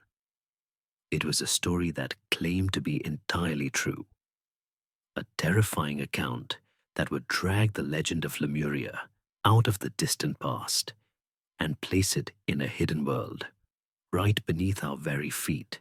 The journey of Lemuria had taken it from a scientific theory to a spiritual stage, and then into the fictional realms of cosmic horror and heroic fantasy. It seemed the legend had found its final resting place as a useful piece of literary furniture for tales of the strange and impossible. But in the mid-1940s, the story took a bizarre and deeply unsettling turn, lurching out of the pages of fiction and into what was presented as terrifying contemporary fact. This new chapter began not with a mystic or a novelist, but with a welder from Pennsylvania named Richard Sharp Shaver, and it played out in the pages of a popular science fiction pulp magazine, Amazing Stories. The magazine's editor Ray Palmer was a man with a keen eye for a sensational story. In 1943, he received a letter from Shasta, who claimed to have discovered an ancient language that was the source of all human tongues. Intrigued, Palmer encouraged Shaver to write more, and Shaver responded with a 10,000-word manuscript titled A Warning to Future Man. Palmer heavily rewrote and expanded the text, retitling it I Remember Lemuria, and published it in the March 1945 issue of Amazing Stories. He presented it not as straightforward fiction, but as something more, a true story, embellished for dramatic effect. The public reaction was explosive and unprecedented. Shaver's tale was a dark and paranoid inversion of everything that had come before. He claimed that billions of years ago, the earth was ruled by a race of godlike giants, the Titans, who had come from another star system. These were the true ancestors of humanity, the race that would later be remembered as Atlanteans and Lemurians. They were masters of incredible technology. But a catastrophic event occurred. Their sun began emitting deadly radiation, and to survive, the entire race abandoned the surface of the planet, building a new, technologically advanced paradise in vast, hollow caverns deep within the earth. For thousands of years, they thrived in this subterranean world. But the lingering, poisonous rays of the sun eventually began to affect them. Most of the race slowly degenerated, their minds warping, their bodies becoming stunted and grotesque. They became the Deros, an acronym for detrimental robots. Shaver described them as a race of sadistic morons living in the ruins of their ancestors' great cities, playing with the advanced technology they no longer understood. Chief among these technologies were rays that could project thoughts, cause pain, and manipulate matter from a great distance. These Deros, Shaver claimed, were the source of all evil and suffering on the surface world. They used their rays to cause accidents, to start arguments, to inflict diseases, and to whisper thoughts of madness into the minds of unsuspecting surface dwellers. Shoddy construction, a sudden illness, a flash of inexplicable rage. It was all the work of the Deros. Shaver's knowledge, he insisted, came from direct experience. He claimed to hear the voices of the Deros in his head, that they were actively tormenting him with their rays, a process he had first experienced, he said, when his welding gun had somehow opened a telepathic channel to their cavern world. A small, heroic minority of the ancient race, the Deros, or integrative robots, was still fighting a losing battle against the Deros in the deep caverns. But humanity on the surface was effectively helpless prey. The story struck a nerve in post-war America. The circulation of Amazing Stories skyrocketed. The magazine was flooded with thousands of letters from readers who claimed Shaver's story was true. They too had heard the voices from underground. They had been tormented by strange rays. They had vague nightmarish memories of life in the caverns. The Shaver mystery, as it came to be known, became a cultural phenomenon, a sort of crowdsourced, paranoid delusion.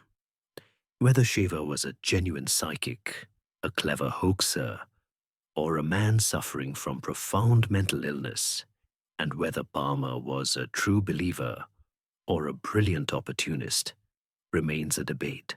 But the effect was to drag the myth of Lemuria into the modern age, transforming it from a nostalgic story of a lost paradise into a terrifying, conspiratorial threat. While this dark, claustrophobic vision of degenerate Lemurians festering deep within the earth was capturing the public's imagination, A completely different story was taking root on the sunlit slopes of a sacred mountain in Northern California. A story of Lemurian survivors who were not monsters, but enlightened masters. As the dark, paranoid fantasy of the Shaver mystery played out in the pages of pulp magazines, a new and completely opposite vision of Lemuria's legacy was quietly taking root on the sun-drenched surface of the world. The focus of this new story was a real and breathtakingly beautiful place, Mount Shasta, a magnificent dormant volcano that rises in solitary splendor from the forests of Northern California. A place of profound natural beauty, its peak often wreathed in strange, lens-shaped clouds. Mount Shasta has long been a sacred site for Native American tribes and a beacon for spiritual seekers of all kinds. And in the 20th century, it became the heart of the modern, New Age revival of the Lemurian myth. While Richard Shaver was describing a subterranean world of horror and torment, a new story was being told, one of a hidden city of light, peace, and immense wisdom that exists deep within the hollowed-out interior of Mount Shasta. The city's name is Telos, a Greek word for purpose or goal, and its inhabitants, the story goes, are the direct descendants of the survivors of the Lemurian cataclysm. Far from being degenerate monsters, the Lemurians of Telos are described as beings of incredible grace and beauty. They are tall, elegant, and effectively immortal, having preserved the advanced spiritual science of their lost motherland. Their city is a marvel of crystal architecture, powered by clean, free energy, where disease, aging, and conflict have been completely eliminated. This is the utopian dream of Lemuria made manifest. The masters of Telos are not our tormentors. They are our elder siblings, our spiritual guardians. They are said to be members of a great galactic brotherhood, working tirelessly on a spiritual level to guide the evolution of surface humanity. They remain hidden, the legend says, because we are not yet ready for their teachings. Our warlike and spiritually immature civilization would only misunderstand and corrupt their message of peace and universal love. And so they wait, tending to the sacred energies of the planet from their crystal city, occasionally sending out emissaries in cloaked vehicles that are sometimes glimpsed as strange lights on the mountain or mistaken for UFOs. Here we have a perfect and beautiful polarity, a tale of two subterranean worlds. The Shaver mystery gave us a Lemurian legacy of darkness, a vision born from fear and paranoia, where our ancestors became our tormentors. The Mount Shasta legend offers a legacy of light, a vision born of hope and spiritual yearning, where our ancestors are our saviors. One describes a hellish prison of decaying technology deep within the earth. The other, a pristine paradise. One uses mysterious rays to cause pain and madness. The other uses the healing vibrations of crystals and sound. It is as if the entire Lemurian myth had split into its own subconscious and superconscious, its shadow and its light. This peaceful, hopeful vision of enlightened Lemurians was solidified and popularized in the 1930s by Harvey Spencer Lewis, the founder of the Rosicrucian order AMORC. He wrote and spoke extensively about the secret community of mystics living on or within Mount Shasta, explicitly identifying them as the descendants of Lemurian survivors. His work helped cement the mountain as the capital city of the lost continent in the minds of a generation of spiritual seekers. The legend continues to grow and evolve to this day, with channelers, healers, and spiritual tourists flocking to the mountain, hoping to make contact with the benevolent masters of Telos. But this powerful vision of a crystal city filled with wise and beautiful Lemurians did not simply appear out of thin air in the 1930s. Its strange and prophetic seeds were planted much earlier, decades before, in the 19th century. The idea of a hidden, advanced civilization connected to Mount Shasta was first introduced to the world in a remarkable and mysterious book, channeled by a young man who claimed he was merely a scribe for a soul who had lived in a lost world. The beautiful and hopeful vision of a crystal city of enlightened masters hidden within Mount Shasta did not spring from nowhere. Its origins can be traced back to a single, strange, and deeply influential book that emerged from the shadow of the mountain itself in the late 19th century. The book was titled A Dweller on Two Planets, and its credited author was a spirit named Philos the Theban. The hand that wrote the words, however, belonged to a young man from Eureka, California, named Frederick Spencer Oliver. The story of the book's creation is a mystery in itself. In 1883, Oliver, then just a teenager, found that his hand was being guided by an unseen intelligence. Over the next several years, in a process known as automatic writing, he filled hundreds of pages with a dense and complex narrative that he claimed was not his own. He was merely an amanuensis, a scribe, taking dictation from Philos, a soul who wished to share the story of his past incarnations.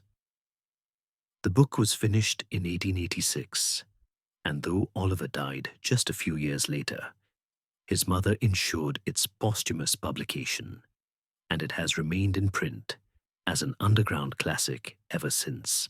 The book is the grand autobiography of Philos, focusing primarily on a life he lived on the lost continent of Atlantis, where his name was Xylem. The Atlantis he describes is a civilization of breathtaking technological and spiritual advancement. It is a world of silent, electric-powered airships called Volksarm that navigate the skies, of devices that transmit moving pictures and sound over great distances, and of a society that has mastered the subtle forces of nature. It reads, in many ways, like a Jules Verne science fiction adventure novel, but one infused with a deep sense of esoteric spirituality, reincarnation, and karma. But the most crucial part of the story for our purposes is the direct connection to Mount Shasta. In the narrative, Philos travels from Atlantis to a magnificent spiritual retreat and repository of ancient knowledge located deep within the mountain. The book describes, for the very first time, a hidden city inside Shasta, a place of stunning temples, great libraries, and advanced technology, a secret colony of the Atlantean Empire. This is the literary genesis of Telos, the blueprint for the Crystal City that would be so central to the New Age legends a century later. Oliver, or rather Philos, had planted the magical seed.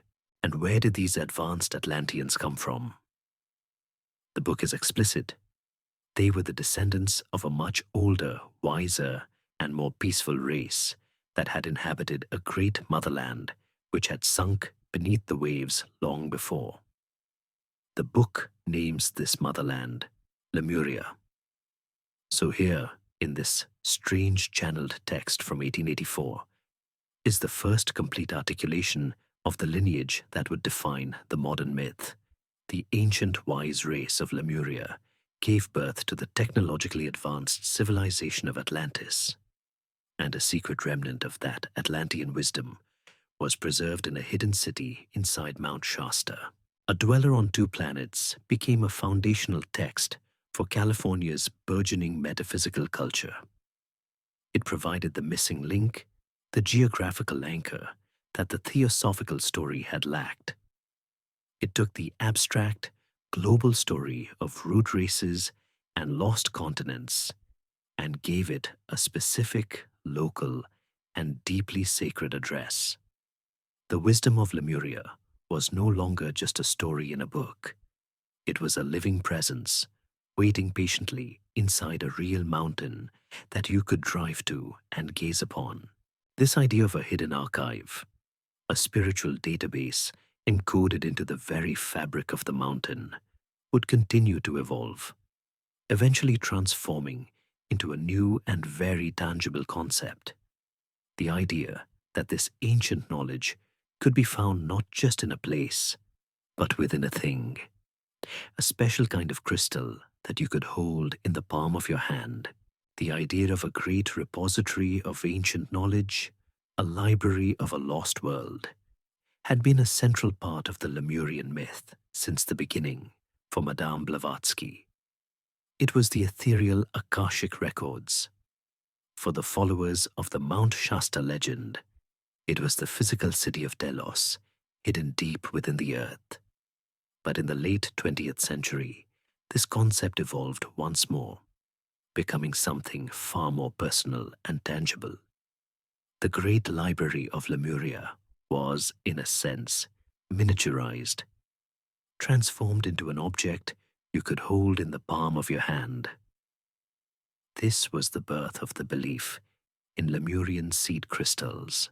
This new chapter of the story began not in an ancient text, but in the world of modern crystal healing and New Age spirituality. The origin story is typically traced to the late 1990s, to the mineral-rich Diamantina region of Brazil. Miners there were said to have discovered a unique deposit of quartz crystals. They were long, slender points, remarkably clear. But what made them truly distinct was that instead of growing in a cluster like most quartz, many of them were found lying separately in a bed of sand, as if they had been placed there individually. And running up their sides were distinctive horizontal grooves or lines, like a ladder or a barcode. From this discovery, a beautiful and compelling new piece of lore was born. These were not ordinary crystals, the story went. They were the seed crystals of the Lemurian civilization. The narrative is that, in the final days of Lemuria, as the continent faced its imminent destruction, the most spiritually advanced Lemurians sought to preserve their culture's greatest treasure, its consciousness, its wisdom, and its profound message of love and unity. They programmed these special quartz crystals with this knowledge, encoding their entire history and spiritual teachings into the crystal's molecular structure. They then planted these seeds of consciousness in various locations around the globe, burying them in the earth where they would lie dormant, waiting for a future humanity to reach a sufficient level of spiritual awareness to find them and use them. The distinctive horizontal striations are seen as the key to unlocking this ancient data. They are not just a geological feature, but a kind of spiritual braille, a tactile filing system. The belief is that by entering a meditative state and gently running a finger or thumb over these lines, a person can activate the crystal and download the information stored within. This is not necessarily a process of seeing images or hearing words, but more often described as an intuitive download, a sudden insight, a feeling of deep peace, or a sense of connection to a loving ancient intelligence. These crystals are therefore not seen as mere tools, but as living, conscious beings, a direct link to the masters of the lost civilization. They are considered to be powerful instruments for personal healing and planetary awakening. The wisdom they are said to contain is not about advanced technology or forgotten history, but about balance, unconditional love, and the essential unity of all life. They represent the full flowering of the gentle utopian vision of Lemuria that began on the slopes of Mount Shasta. This development made the legend of Lemuria more personal and accessible than ever before. You no longer needed to be a trained theosophical clairvoyant or a pilgrim to a sacred mountain to make contact with the lost world. The wisdom of the ancients was now available for purchase in a metaphysical bookstore or at a gem show. It was a democratization of the myth, placing a fragment of the sunken paradise directly into the hands of the individual seeker. But for many believers, these crystals were more than just a passive hard drive of ancient data. They were also seen as communication devices, energetic tuning forks that could attune a person's consciousness to the very beings who had created them, opening a direct channel of communication with the Lemurian masters themselves. Those beautiful striated crystals, believed by many to be the sacred hard drives of a lost civilization, were seen not just as passive objects, but as active transmitters. They were tuning forks designed to attune the human spirit to a higher frequency, to open a channel of communication. This idea leads us to the final flowering of the modern Lemurian myth, the practice of channeling. In its simplest sense, channeling is the belief that a person can act as a vessel or a conduit for a non-physical consciousness, allowing that being to speak or write through them, delivering messages to humanity. This practice, while central to the modern New Age movement, has deep roots. In the 19th century, the spiritualist movement was filled with mediums who claimed to channel the spirits of the departed. In a way, both Madame Blavatsky, who claimed to receive telepathic teachings from her hidden masters, and Frederick Spencer Oliver, whose hand was guided to write the story of Philos, were early pioneers of this same concept. But in the late 20th and early 21st centuries, the practice evolved. The beings being channeled were often no longer just human spirits, but entities described as angels, extraterrestrials, higher dimensional beings, or, as in our story, the ascended masters of lost civilizations. The Lemurian beings who are said to speak through modern channelers are a universe away from the monstrous giants of Blavatsky's cosmology or the savage slaves of Howard's fiction. They are consistently portrayed as profoundly benevolent, wise, and loving guides. Often, they are given names and personalities, the most famous being Adama, the purported high priest of the subterranean city of Delos. Through various channelers across the globe, Adama and other Lemurian masters deliver messages of hope, encouragement, and gentle guidance for a world in turmoil. The core of the channeled Lemurian message is almost always one of unconditional love and the essential oneness of all creation. They speak of a coming great shift in consciousness for humanity, a planetary ascension into a higher dimension of being, a new golden age of peace and enlightenment. Their teachings encourage a return to a more heart-centered way of life, urging people to let go of fear, judgment, and materialism.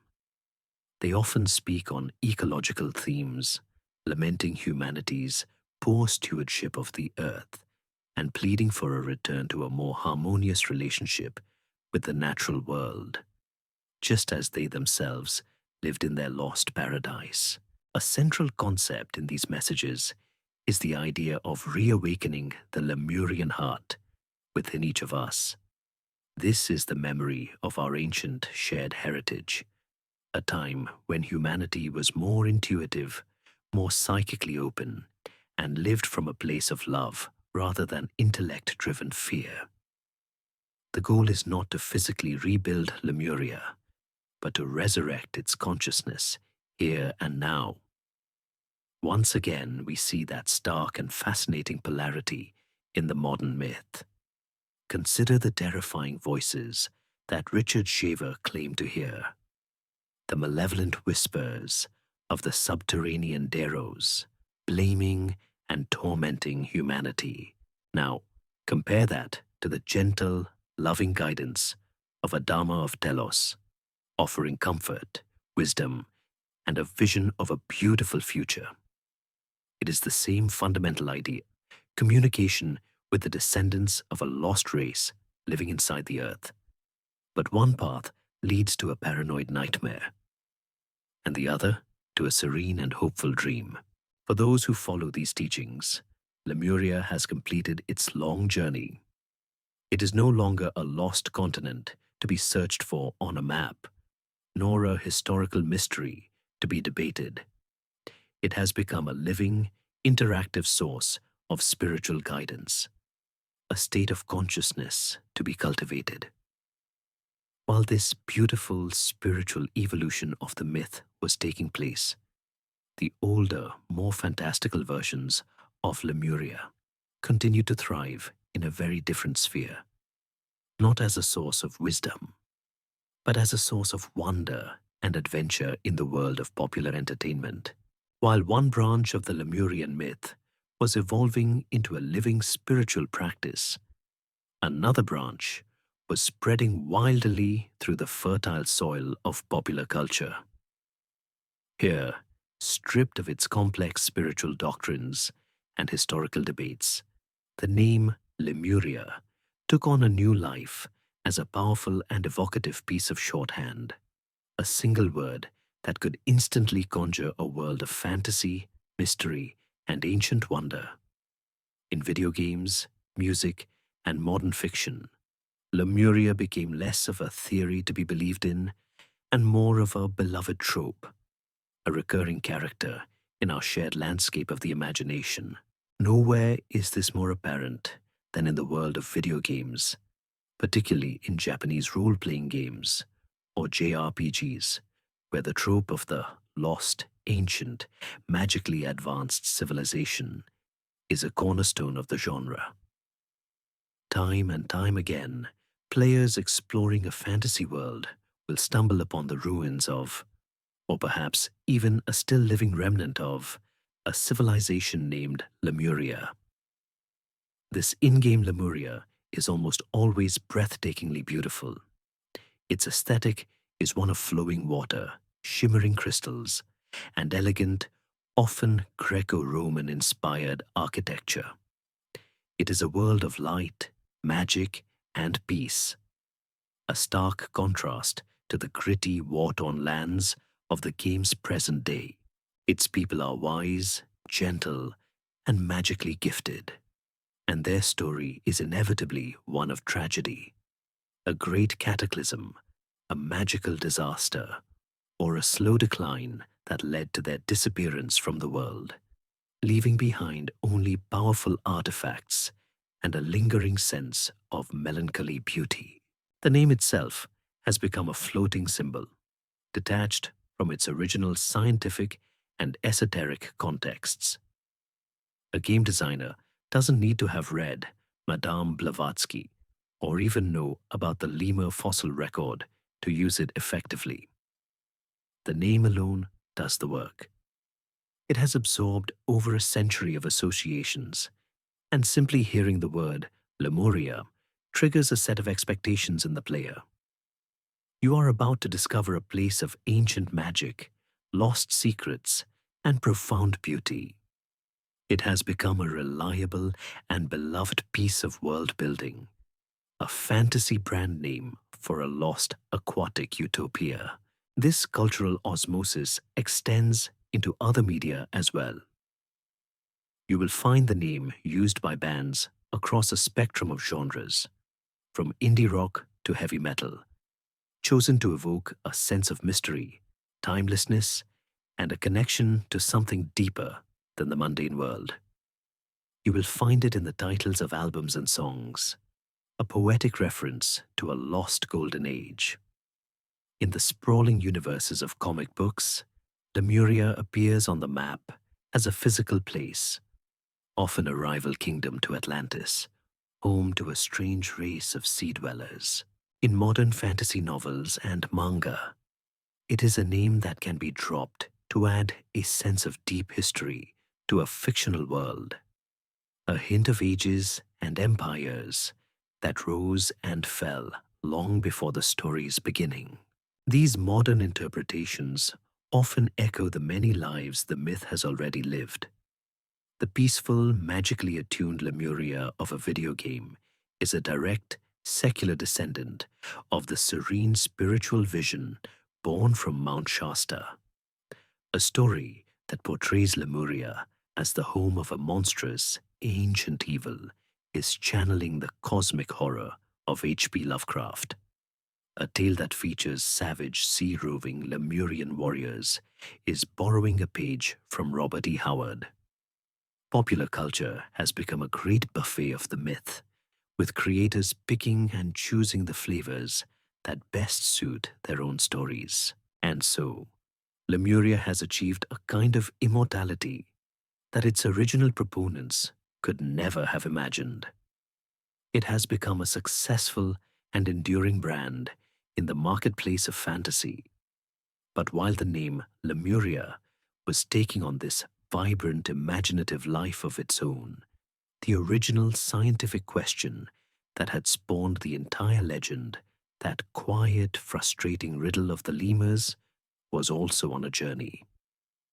The world of real-world geology was, throughout the 20th century, undergoing a slow and profound revolution, a change that would eventually offer a new and, in its own way, an even more incredible explanation for that old puzzle. This revolution would, once and for all, sink the lost continent of Lemuria without a single drop of water. While the legend of Lemuria was flourishing in the realms of mysticism and entertainment, the quiet world of science was making its way toward the real solution to that original 19th century puzzle. The story of Lemuria began, as we remember, with a simple biological observation that could not be explained by the geology of the day. And its scientific end would come when geology finally caught up, offering an explanation so radical and profound that it would make the idea of a sunken land bridge seem quaint by comparison. This was the tectonic revolution, a shift in our understanding of the planet that was as fundamental as the Copernican revolution was to our understanding of the cosmos. The first whispers of this new idea came in the early 20th century from a German meteorologist and polar explorer named Alfred Wegener.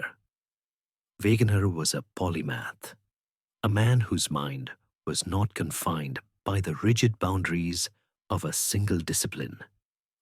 He was looking at a map of the world, as so many had done before him, but he saw something with fresh eyes.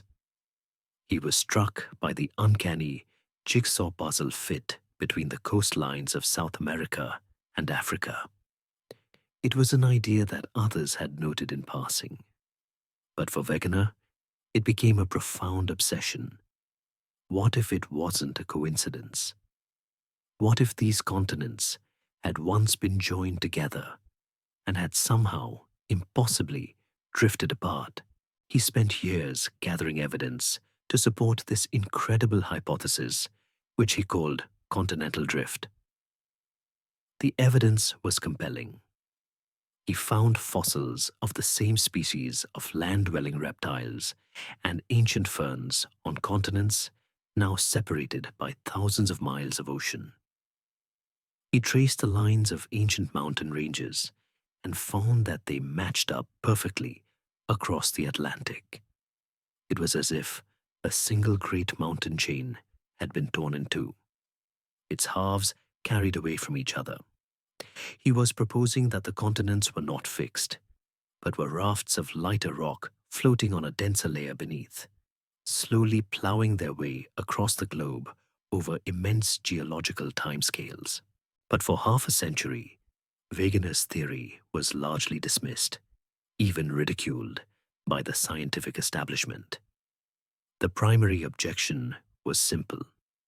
What force could possibly be powerful enough to move an entire continent? The idea of a solid landmass pushing its way through the solid rock of the ocean floor seemed physically impossible. And so, the old geology that we remember from the 19th century, the geology of a contracting Earth, where land could only move up and down, remained the dominant theory. The respectable ghosts of land bridges and sunken continents, like Lemuria, continued to be the accepted explanation for strange fossil distributions. The vindication for Wegener's beautiful idea would have to wait until after his death, and the proof would come from the very place no one had been able to properly study: the bottom of the ocean. In the 1950s and 60s, using sonar technology developed during World War II, scientists began to map the ocean floor in detail for the first time. They discovered something astonishing: a vast underwater mountain range running down the center of the Atlantic Ocean. This mid-Atlantic ridge was found to be a massive volcanic seam, a place where magma from deep within the Earth was constantly rising up, creating new oceanic crust and pushing the older crust outwards in both directions. This was the discovery of seafloor spreading, the engine that Wegener had been missing. The final undeniable proof came from studying the Earth's magnetic field. As volcanic rock cools, its iron-bearing minerals align with the planet's magnetic field.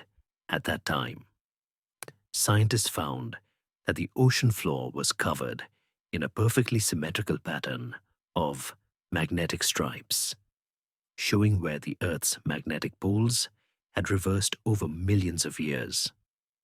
This pattern was a perfect tape recording of the seafloor spreading over eons. The continents weren't plowing through the ocean floor. The ocean floor itself was a giant conveyor belt carrying the continents along with it. This new unified theory of plate tectonics completely rewrote the book on geology. The Earth was not a cooling, shrinking apple. It was a dynamic, living planet with a churning interior that constantly rearranged its own surface. And with this new understanding, the riddle of the lemurs was finally solved. There was no need for a lost continent in the Indian Ocean. The solution was far more elegant. India, Madagascar, and Africa had once been next-door neighbors, part of a single, colossal landmass. They had since drifted apart, carrying their shared cargo of flora and fauna with them. The scientific ghost of Lemuria was finally laid to rest, its purpose fulfilled, its existence no longer required. It was replaced not by a void, but by the scientifically proven reality of a real supercontinent, a lost world even grander than the one Sclater had imagined. The theory of plate tectonics did not just erase the need for Lemuria. It replaced the phantom continent with a real one, a lost world whose scale and history were more epic than anything the mystics had ever dreamed. Its name was Gondwana, and it is in the true story of this great southern supercontinent that we find the final elegant answer to the riddle that began our entire journey, the riddle of the lemurs. To imagine Gondwana, you have to rewind the history of the Earth, not by thousands of years, but by hundreds of millions. You have to watch the oceans shrink and the continents slide back together in a slow, majestic reverse dance. In this ancient world, the lands we know as South America, Africa, Antarctica, Australia, the Indian subcontinent, and the Arabian Peninsula were all fused together into a single colossal landmass. Imagine standing on a coastline where the shores of India are nestled snugly against Antarctica, where Africa is connected to South America, and where Madagascar is tucked firmly against the coast of what would one day become Kenya. This was Gondwana. It was a world of vast, warm inland seas and strange primeval forests, a world that existed for an almost unimaginably long time. But the engine of plate tectonics is relentless. Beginning around 180 million years ago, in the age of the dinosaurs, this great supercontinent began to feel the strain from the churning mantle below. Great rift valleys formed, and the land began to tear apart. The process was incredibly slow, a continental sundering that took tens of millions of years. First, it split into two major pieces, an eastern and a western half. Then, those pieces continued to fracture. India broke away from Antarctica and began its long, lonely, and surprisingly rapid journey north across a newly forming Indian Ocean. Australia and Antarctica clung together for a while longer before they too went their separate ways. And Africa and South America slowly pivoted away from each other, opening up the South Atlantic Ocean like a giant closing fan. And here, in this slow planetary ballet, is the solution to Philip Sclater's old puzzle. The early ancestors of the lemurs and their primate relatives evolved at a time when these landmasses were either still connected or much, much closer together.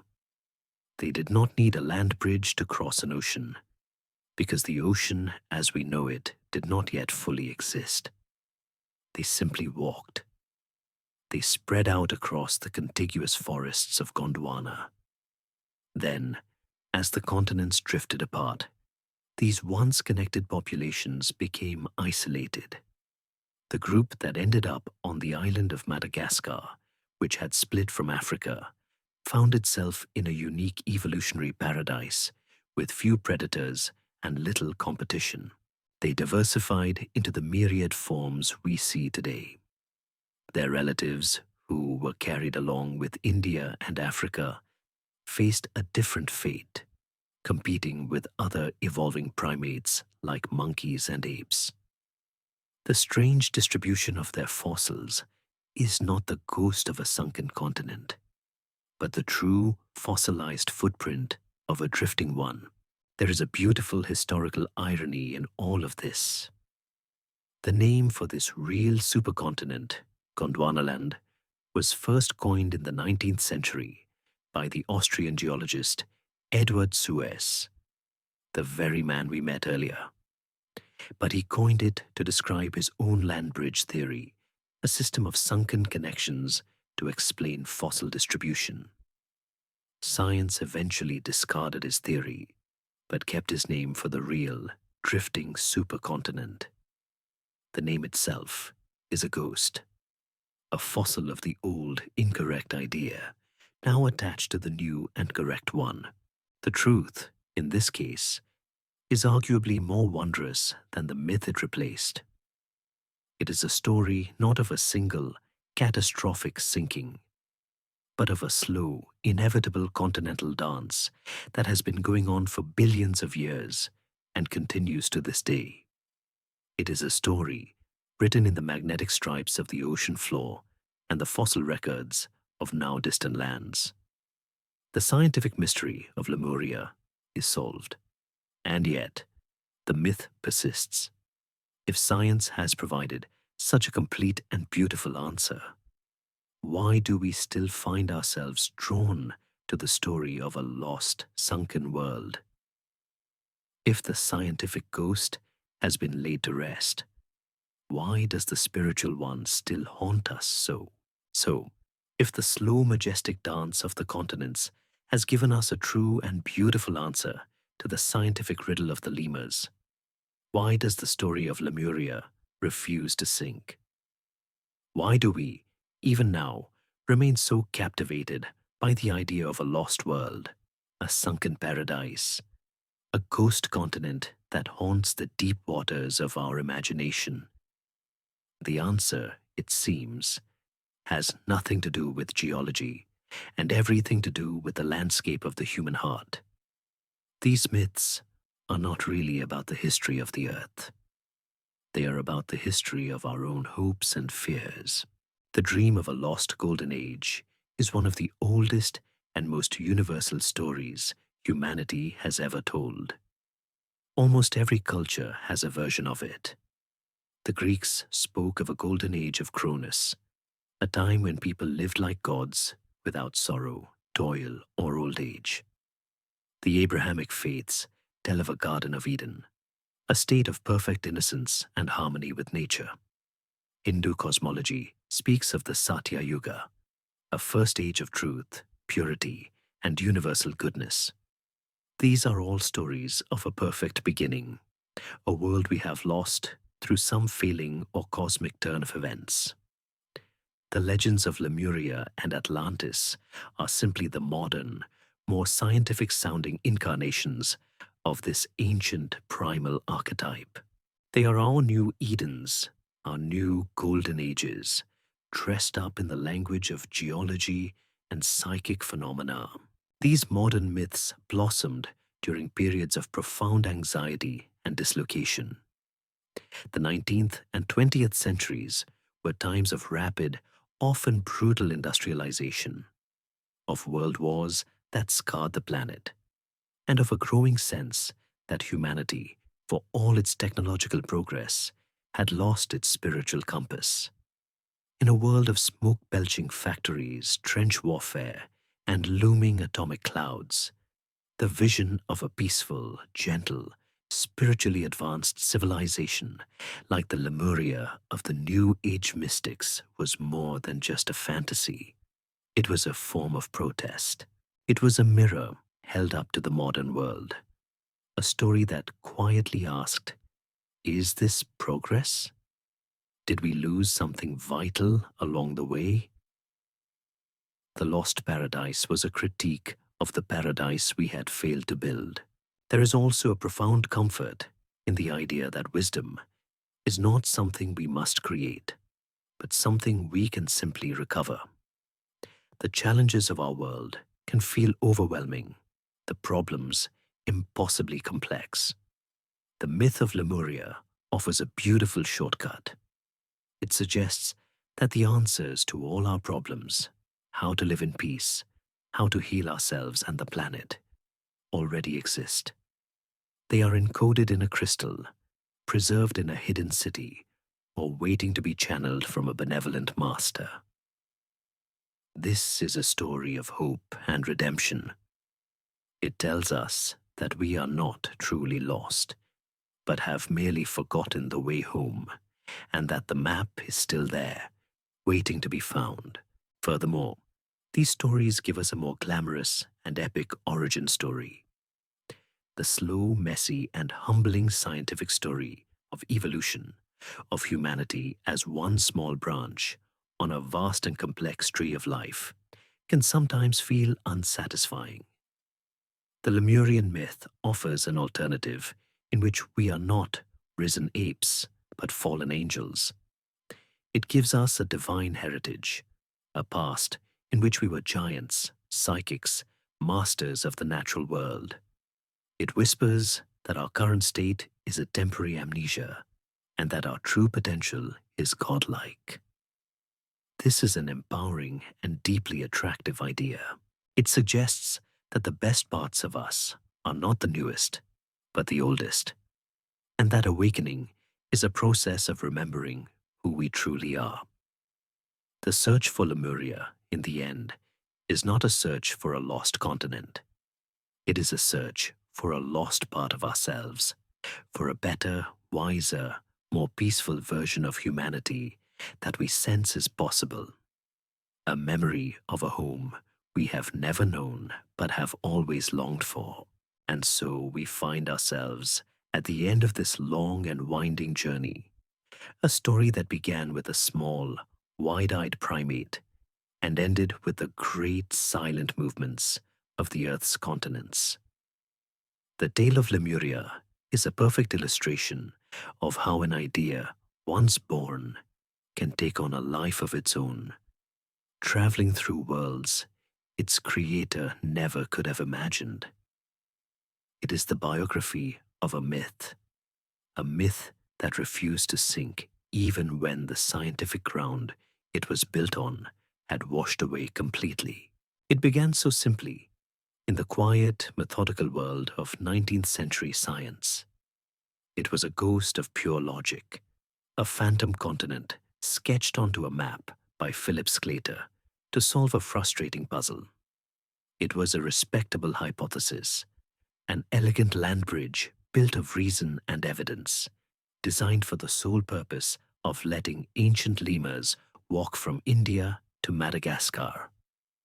It was an idea that served its purpose well, within the limits of what was known at the time. But the name was too beautiful, and the idea of a lost world too romantic for it to remain solely in the hands of the scientists.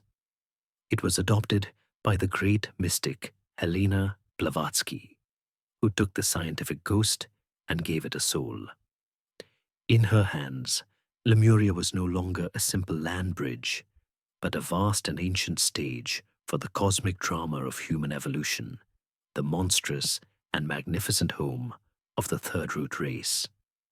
Her successors, the clairvoyant chroniclers like William Scott Elliot, then gave that soul a body, filling in the map with mountains and rivers, populating its jungles with dinosaurs, and describing the daily lives of its strange, primitive inhabitants. From there, the story spilled out into the vibrant world of popular fiction. The pulp authors, H.P. Lovecraft and Robert E. Howard, found this ready-made lost world and claimed it as their own. They transformed it into a playground for their imaginations, turning it into a place of cosmic horror and alien gods, or a backdrop for sword-swinging, heroic adventure. And in the mid-20th century, the myth bifurcated, splitting into the two great poles of the modern psyche. It became the source of a dark, paranoid nightmare in the bizarre Shaver mystery, and the fountainhead of a beautiful, hopeful dream in the New Age legends of Mount Shasta. Finally, science, which had begun the whole story, returned to finish it. The quiet revolution of plate tectonics provided a new and far more profound truth. The elegant, proven dance of the continents and the reality of the ancient supercontinent of Gondwana laid the scientific hypothesis of Lemuria to its final peaceful rest. A good scientific theory is one that can be tested, and if new evidence comes to light, discarded. As a theory, Lemuria was tested, and it was gracefully discarded. But a good myth is different.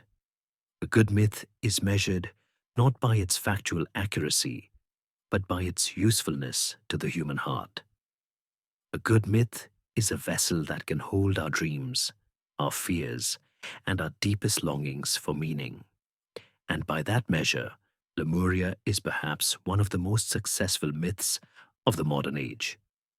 It has been a mirror for our anxieties about our own civilization, and a symbol of hope for a better one.